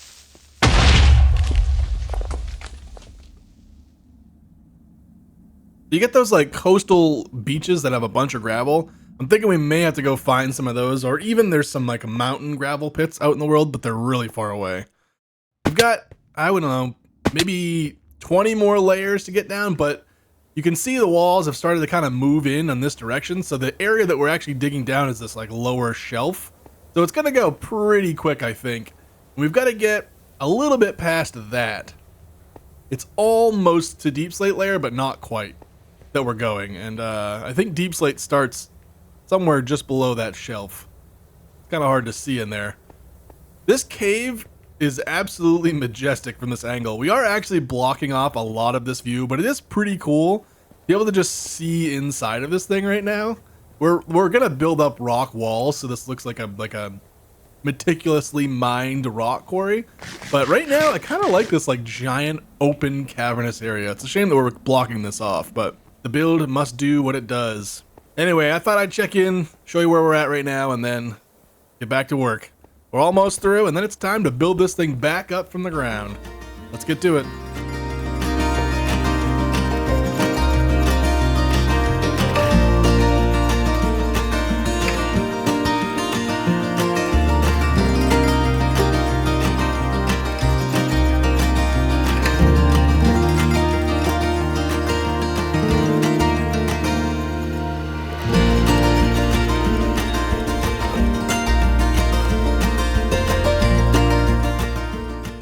Okay, so here's the thing.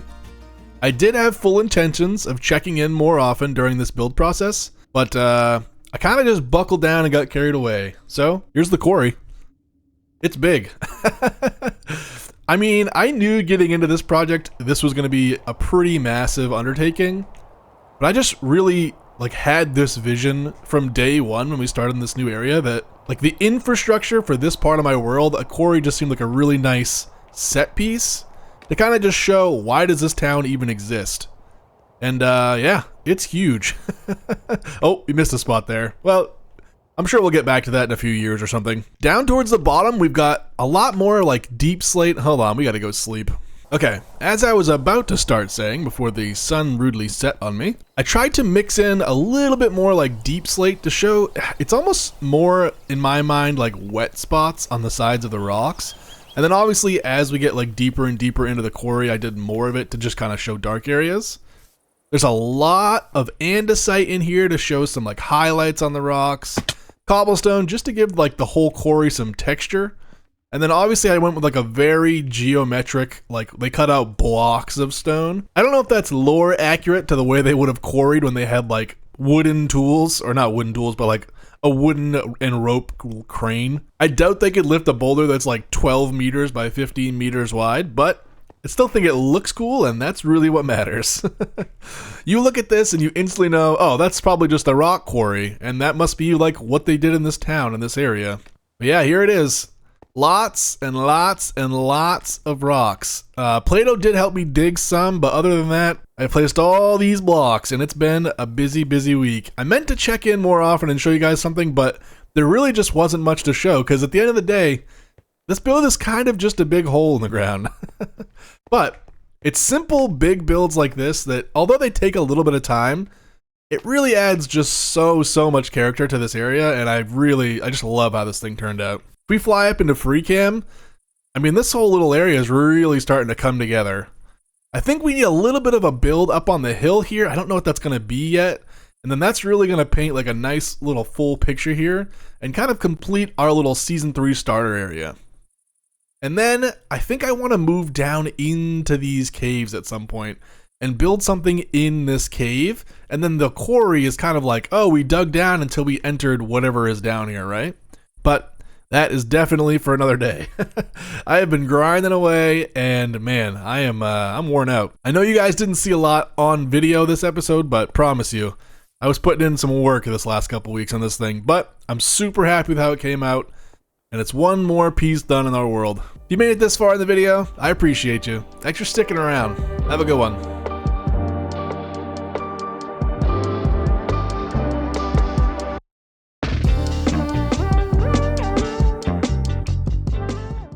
Sometimes Minecraft is about massive projects, huge builds that take days, weeks, sometimes even months. Perfectly cut time lapses, cinematic shots, everything planned out before the first block is ever placed. And sometimes it's not that at all. Sometimes Minecraft is just logging on, no plan, no grand vision, just walking through your world a little slower than usual and checking for things, fix what's broken, change some block palettes here and there, repairing your tools because you've pushed them a little too far since the last time, replanting the crops you always broke because you stepped on them constantly, sorting through chests, you know the one, the chest monster, the one that started as I'll deal with this later and slowly turned into a complete disaster.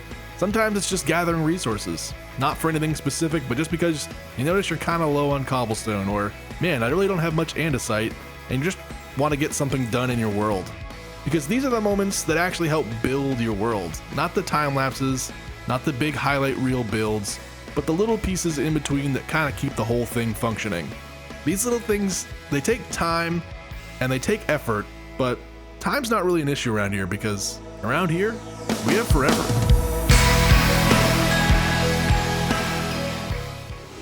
Hey, how's it going? Let's play some Minecraft. I feel like I've been really bad in the last few episodes about keeping you guys tied in the loop, and I just need to play more Minecraft.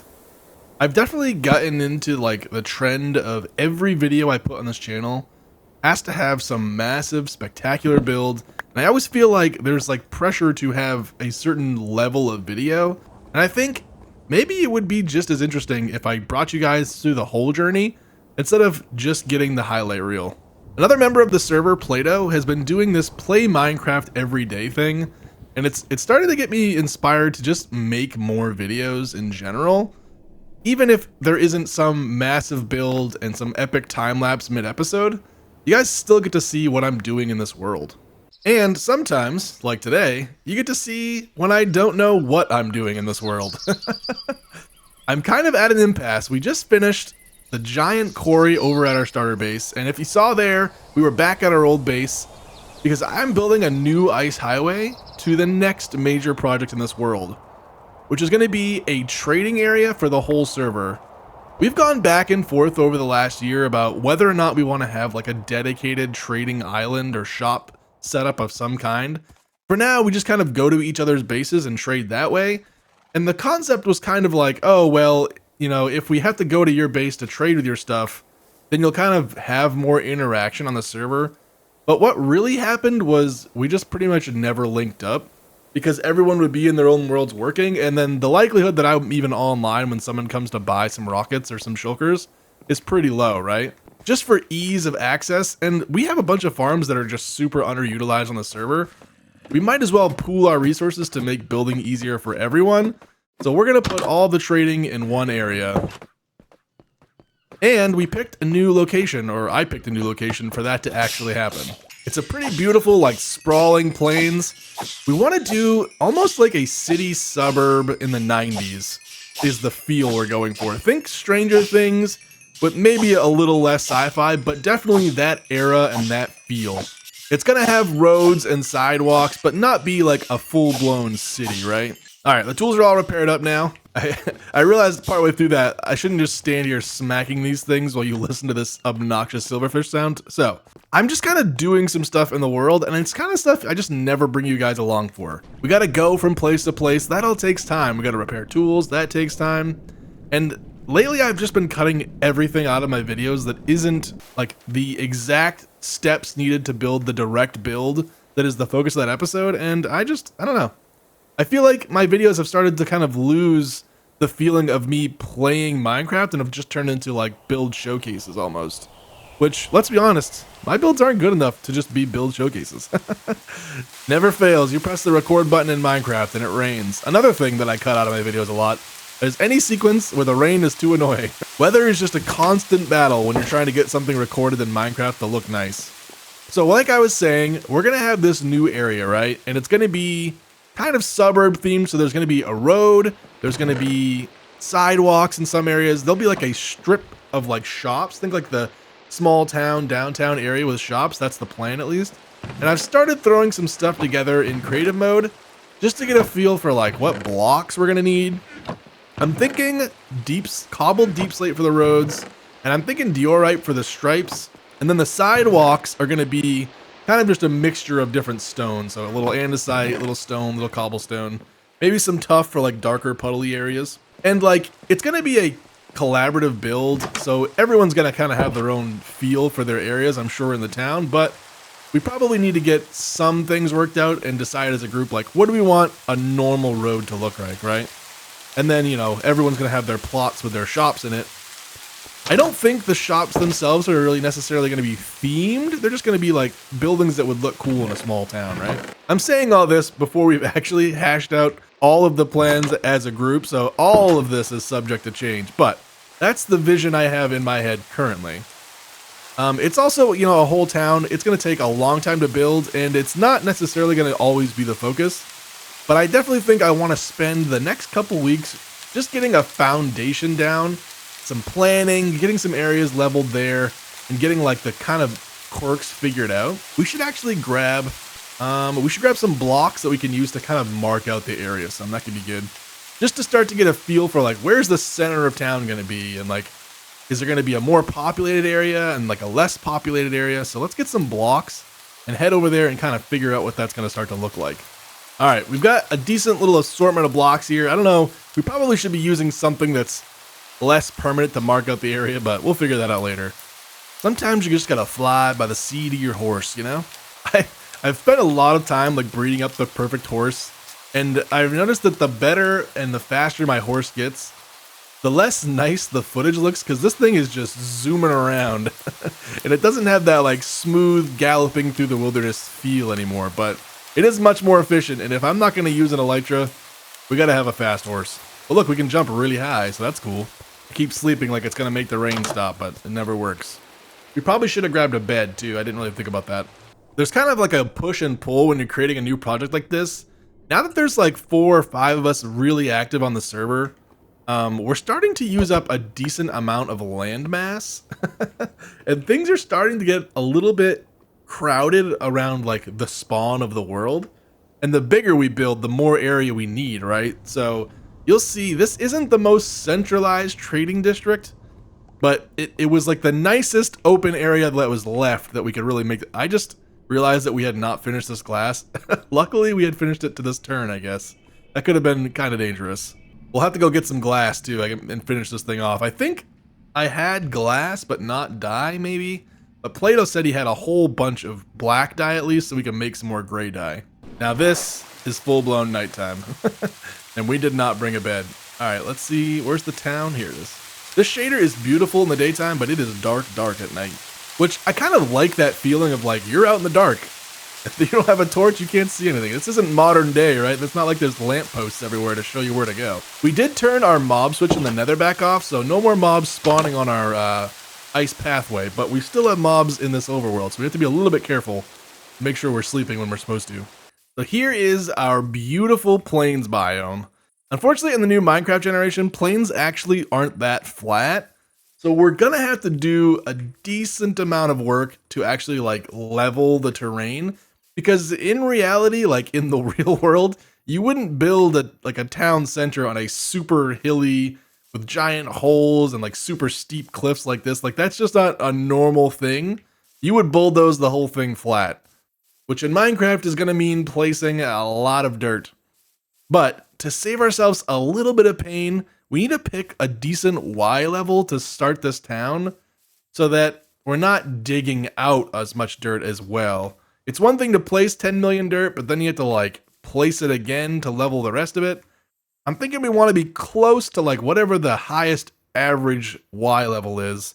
This area over here, like it's not like two sides of the town can't be different elevations either. So for instance, this area, just like quickly looking at it, I would say I would want to take the couple tiers of this dirt off to here and then level from there, and that would do a huge chunk of this area. Versus this side, where it's a lot hillier, maybe this is the more rural area, and this is the actual, like, downtown area, since this is much more flat already. So I think our town will probably start in this area, which will mean covering up all the scraggly holes and doing all that work up front. We're gonna need a horse here too, because I can't bring my horse through the nether every time we move somewhere, and I don't want to be walking around like this constantly, so we need some transportation. I know there was a whole bunch of horses laying over there somewhere, so we gotta go find the best one and bring a saddle with us next time we come here. We kind of have one of our first decision points here when laying out this city, is you kind of always want to think about sight lines, and for this place, I think the actual town itself is going to be the focus, but you still want to think about what you're looking at in the distance. So I think with our roads heading this direction, I want to center up the main road, kind of looking right at this hill, so you get that nice, see how the sun's just peeking over the crest there? I like this region for the road. So our first intersection, I think, is going to go right here. And then I want to line this one up with this scraggly cliff, which I'll probably go and do some work to, I don't know, straighten out a little bit, if not just remove it. But this is pretty well centered through the region, so I think this is a good other direction. Our roads are going to be 5 wide, so, or at least that's what I've decided right now, which also may change if we decide to go with a different road design. But I just want to get, sometimes when you're doing big projects especially, getting those first few blocks placed is just always so hard. And I find if you just rip that band-aid off, then people will just start making progress because they kind of have a direction, right? Intersection. Typically, we're going to have a crosswalk, right? Let's go sleep. I'll throw down some blocks so I'm not stumbling while trying to do it. I'll explain to you my thought process after we put the blocks down.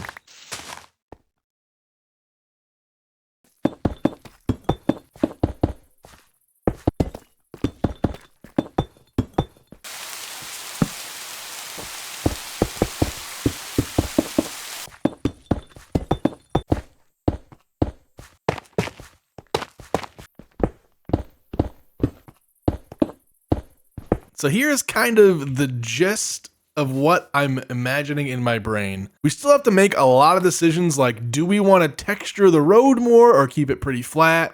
Maybe we'll add things like potholes. Do we want to do less or more with the sidewalks? I'm thinking it's like a semi-underdeveloped, it's not a full-blown city sidewalk. So the sidewalks may get thinner, or we may not even have sidewalks in some areas, depending. I'm thinking for the main shopping sections, we definitely will, but maybe not everywhere. We need to design things like street lights or other lamps that will kind of help show you what time period the whole town takes place during. It's funny how much technology can really show where a world is at timeline wise. But I think this is a decent building block from which we can now expand and start making progress to whatever this town is going to look like. We got to decide elevation changes. We got to decide how big we really want to make this thing. But we've got enough area here to expand for a long time, I think. So we'll make those decisions as we go and as we decide or feel inspired to create them. I know this hasn't been a typical episode for me, but I really wanted to kind of just like get on here and record and show you guys some of the stuff that I have to do for what would normally be one video. Would be building this whole roadway and a whole shop. There would be time lapses and recording, but you wouldn't get to see any of this thought process stuff. So I thought I would bring you along for that part. I think I might start doing more of these. We're still going to have the big build videos, but maybe a few more episodes here and there where I just kind of talk about my thought process, walk you through what I'm thinking, show you some of the in-between behind the scenes stuff that I have to work on in the server to get these projects done. And yeah, we'll go from there. But if you made it this far in the episode, I appreciate you. Thanks for sticking around. Have a good one.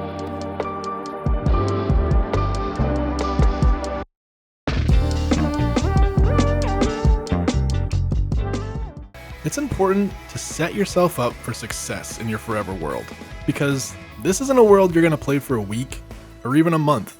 This is something you're going to come back to over and over again between other games, between other projects, sometimes months apart. And you want the world to feel like yours every time you log in, and that doesn't happen by accident.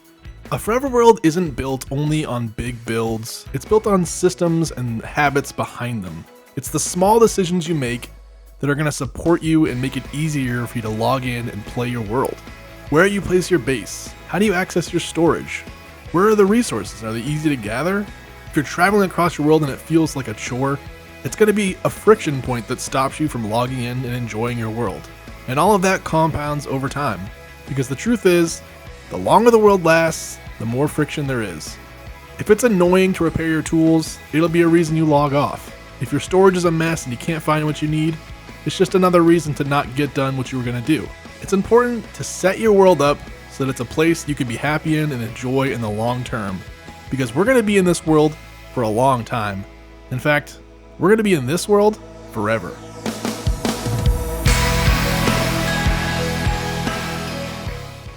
Hello, and welcome back to ForeverCraft. So we've done a little bit of testing as a server, and I think we've settled on this block palette right here.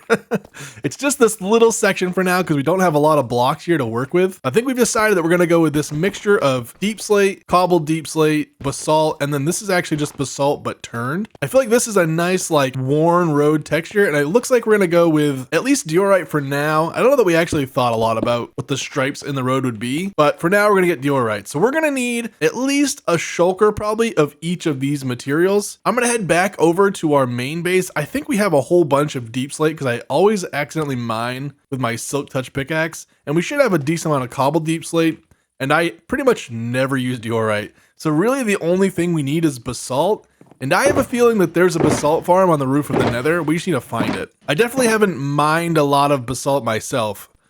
Before we do that though, real quick, I remember to grab a couple ingots last time before I came out here. We have to find a cow, and then we're gonna go see if we can find a horse. All right, we need, I can't remember. I know you can craft a saddle now.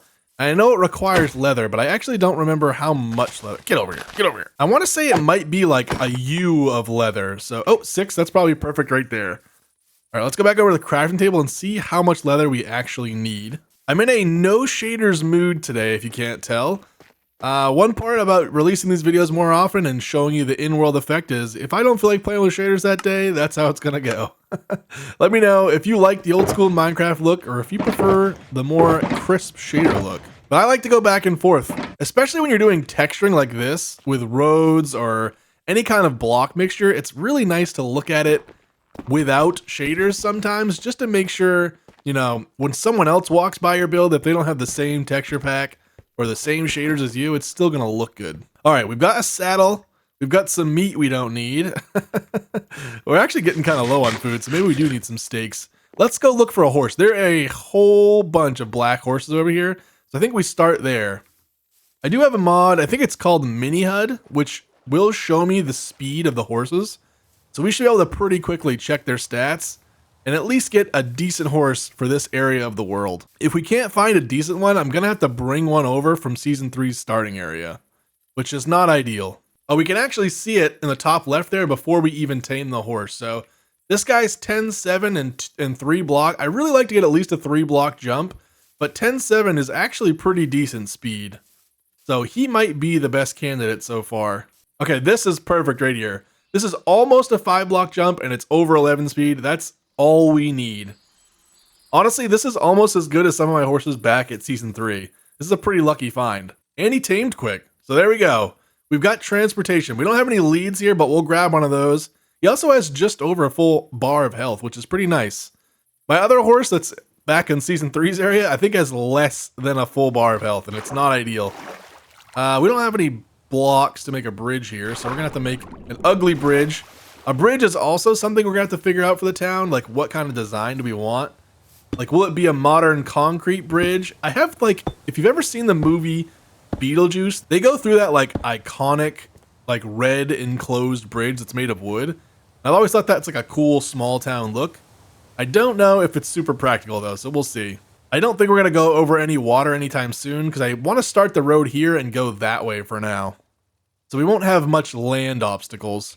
We're going to have to tear all this stuff up, too, now that we're decided on this section of road. This, I think, is 11 blocks wide, and we've decided on 9 blocks wide. So it's going to be 2 blocks thinner than this. So let's go back over to our main base, get a whole bunch of the blocks we need, and then we'll come back, tear this out. We'll start placing some blocks. I think Play-Doh came through here and finished off our glass, which is super handy because it was a bit of a death trap going down this thing, and keeping it centered in the path was also really annoying. So the new area is fully hooked up to the ice boat highway. Gonna make sure we catch this turn coming up. Oh, I forgot we put in a fence gate here. I don't know if I love the fence gate, but I don't really know another good way to stop your momentum for intersections on these highways. I think we need to do a little bit of research, or if you know one, let us know in the comments. Like, how can we have, like, practical intersections for a boat highway that aren't just, like, hug the edge and catch the corner? That might be the best way, and if it is, then that's what we gotta deal with, I guess. Home sweet home. I think we've been in the new area for, like, 3 months, and it's nice to come back to this with, like, a fresh set of eyes. Every time I was here before, I kind of felt like I had got, like, nothing done in this area. And, like, now that I come back to it after being gone for a while, like, there's quite a bit here. There's still a lot of empty space. You can see, I've planned the whole coastline, so we have a lot of buildings to wrap this coastline. But, just looking at what we have built, I'm pretty happy with how this area came together. Alright, let's see how much deep slate and all this other stuff we've got. I left all those shulkers there. Let me grab some new shulkers. We are fully back into our old materials, if you hadn't noticed. I've moved on from the full reset. I still am not going to use my old gear, but I am going to use my old materials. And I like to dye my shulkers white for no particular reason. I just think that the purple is very obtrusive. Salt, diorite, cobbled deep slate, and deep slate. We should have plenty of diorite because we never use that really for other builds. And we're also not going to use a lot because it's just the lines on the road. So, you know, every like 40 blocks, there's like 2 diorite blocks, right? Again, we should have, yeah, see, this is a full shulker of deep slate. And then this is a full shulker of cobbled deep slate. So that is done. I figured we would have those materials. Again, that's probably not as much as you think it is in terms of this project. Now, basalt is not something I think that we probably have a bunch of. Do I even have a chest for basalt is step 1. We have like no blackstone either. I don't think we tried blackstone, but blackstone's kind of purpley. All right, I don't even see a basalt chest, which means we probably just have it like in the nether blocks, which means we're definitely not going to have a lot of it. Well, let's see, where's nether? Yeah, we've got 2 stacks. That is not going to be nearly enough basalt. So let's go. I have a feeling there's a basalt generator on the roof of the nether. I think basalt, is it just lava and blue ice? I guess we could just grab some blue ice and some lava. Let's grab some stone blocks, just so that we have a building block. I promise you, I'm usually a much more organized person, but for the sake of these like more often check-ins, I don't want to spend a lot of time in these videos organizing chests. What do we have here? Deep slate, cobbled deep slate. This is just stone for building. And then these were just 2 extra shulkers because we didn't use them. Let's put those in our ender chest, because you never know when you're going to need some shulkers. Those are done. To the roof of the nether. Now, we don't have an elytra, and we also don't have a horse here at our main base.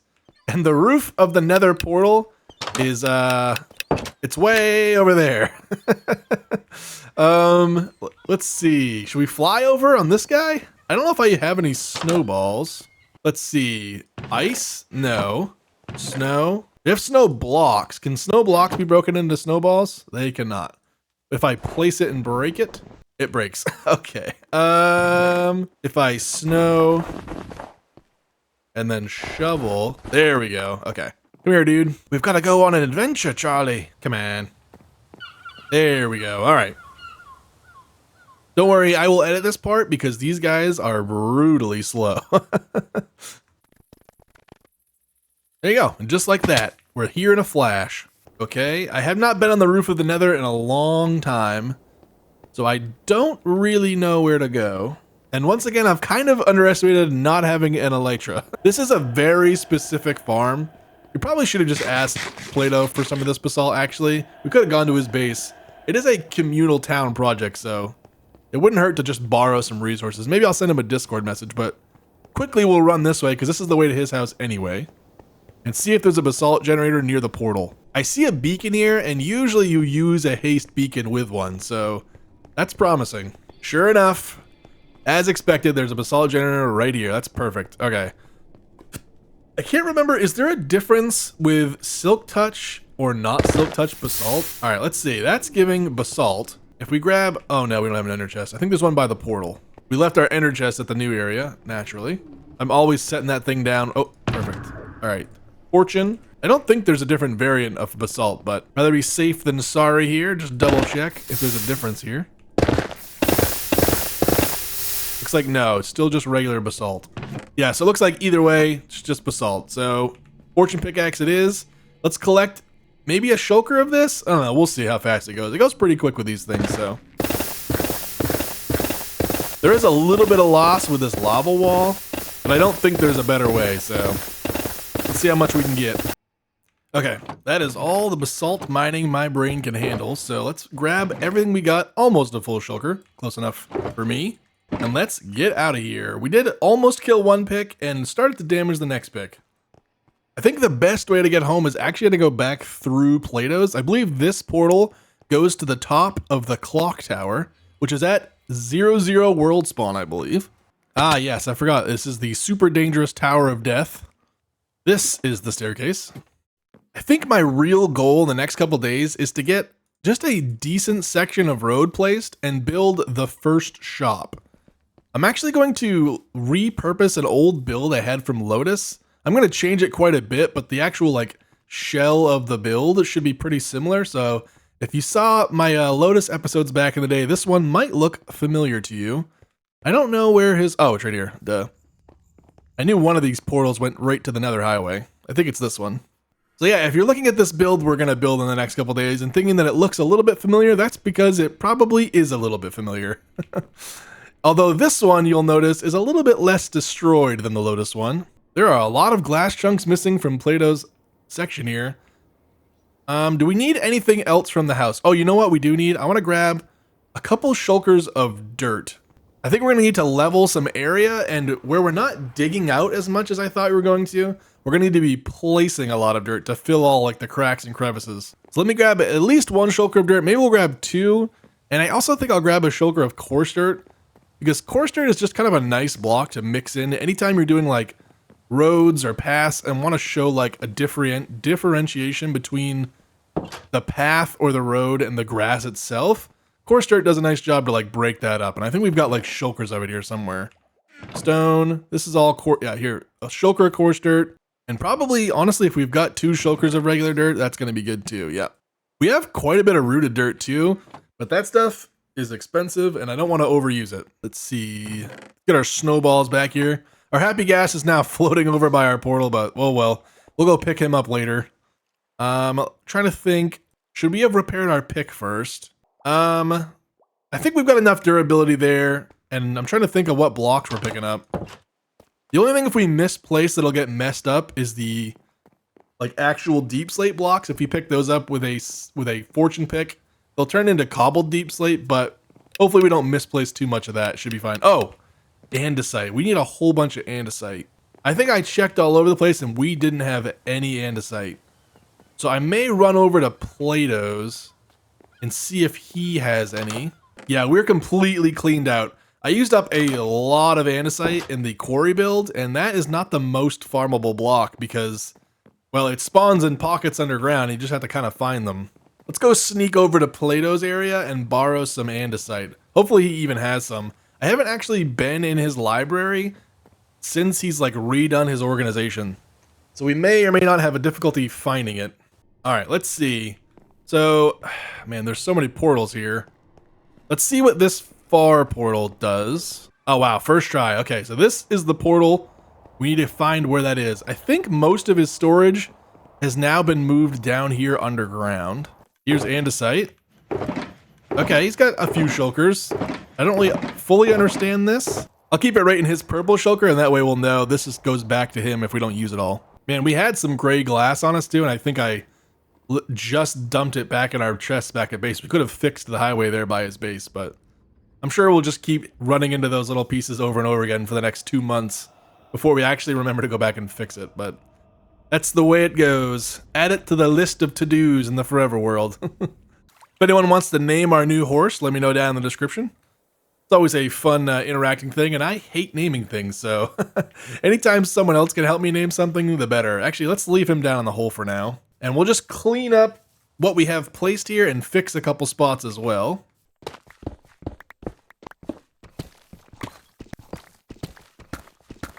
I feel like half slabs should mine twice as fast as a full block. Does that make sense to anyone else? It's kind of annoying that these half slab deep slate tiles mine at the same speed as like rough deep slate. It's gonna make like repairing or changing this road kind of a slow process. We want to make sure we get our initial placement decent enough here. My first couple builds that I want to put in this area are a little bit of like an older style, a little more rural. So I don't think I want to put them here on the main drag. I think I'm going to have this road turn here and then turn this way. And I want that hill to be behind my first couple builds, I think. That way they're kind of like on the edge of town. So that's going to be our first section road we do. We're going to come down here, turn that way, and then go that way. And let's see how many blocks that takes. I'm already noticing a decent elevation change here too, so I think we're going to have to still just carve down to our current layer, which is going to mean pulling off a couple of these layers.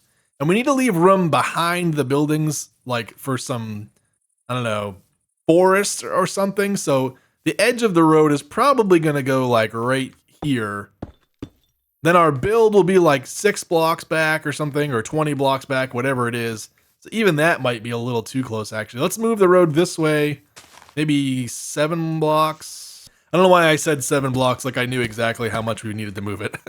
Right about there. It's more about just like feeling the area out and getting like a sense of scale. But let's start with going to there and then turning and see how that feels.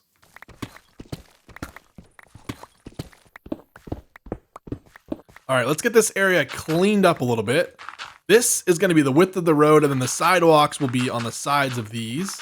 Technically, we don't need to place dirt in all this area, but it feels a little bit annoying to have to like place blocks over a hollow area. So sometimes it's easier just to lay down a foundation of dirt to make building easier for you in the future. All right, the road is going to be 9 blocks wide. Here's the center. 1, 2, 3, 4, 5, and then 1, 2, 3, 4, just like that. And for now, instead of a T intersection, I think I'm actually gonna make this just a L. Here is the foundations of the road. Now we just have to build it, which is gonna be placing a lot of blocks. I've been doing a lot of this as a first person. You kind of watch me place blocks with some cuts, but I think this might be a prime example of when a time lapse is just a little more practical. Let me start up a flashback and get to placing some blocks, and I will be back in a flash.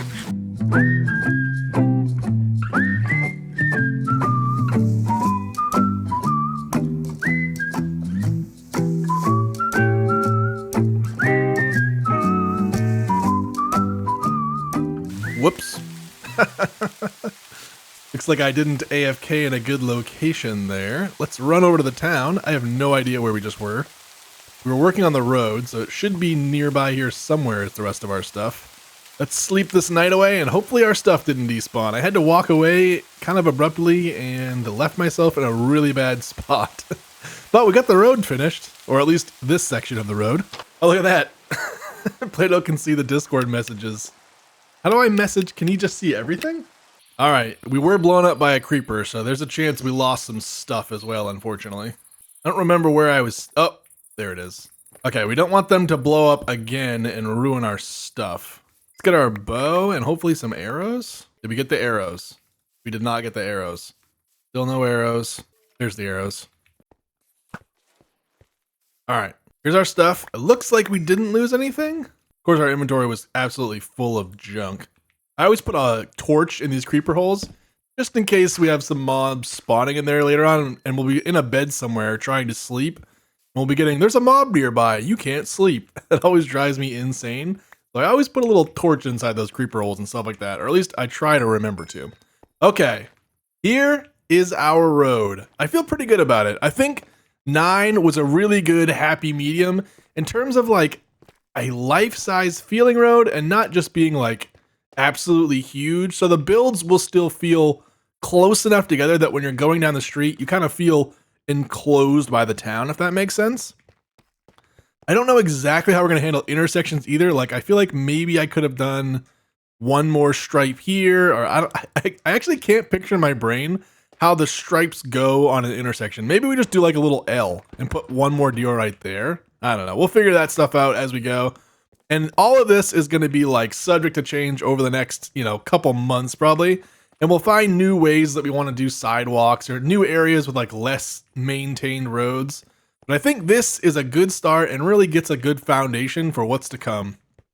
But that is all that I have time for in this episode. If you made it this far, I appreciate you. Thanks for sticking around. Have a good one.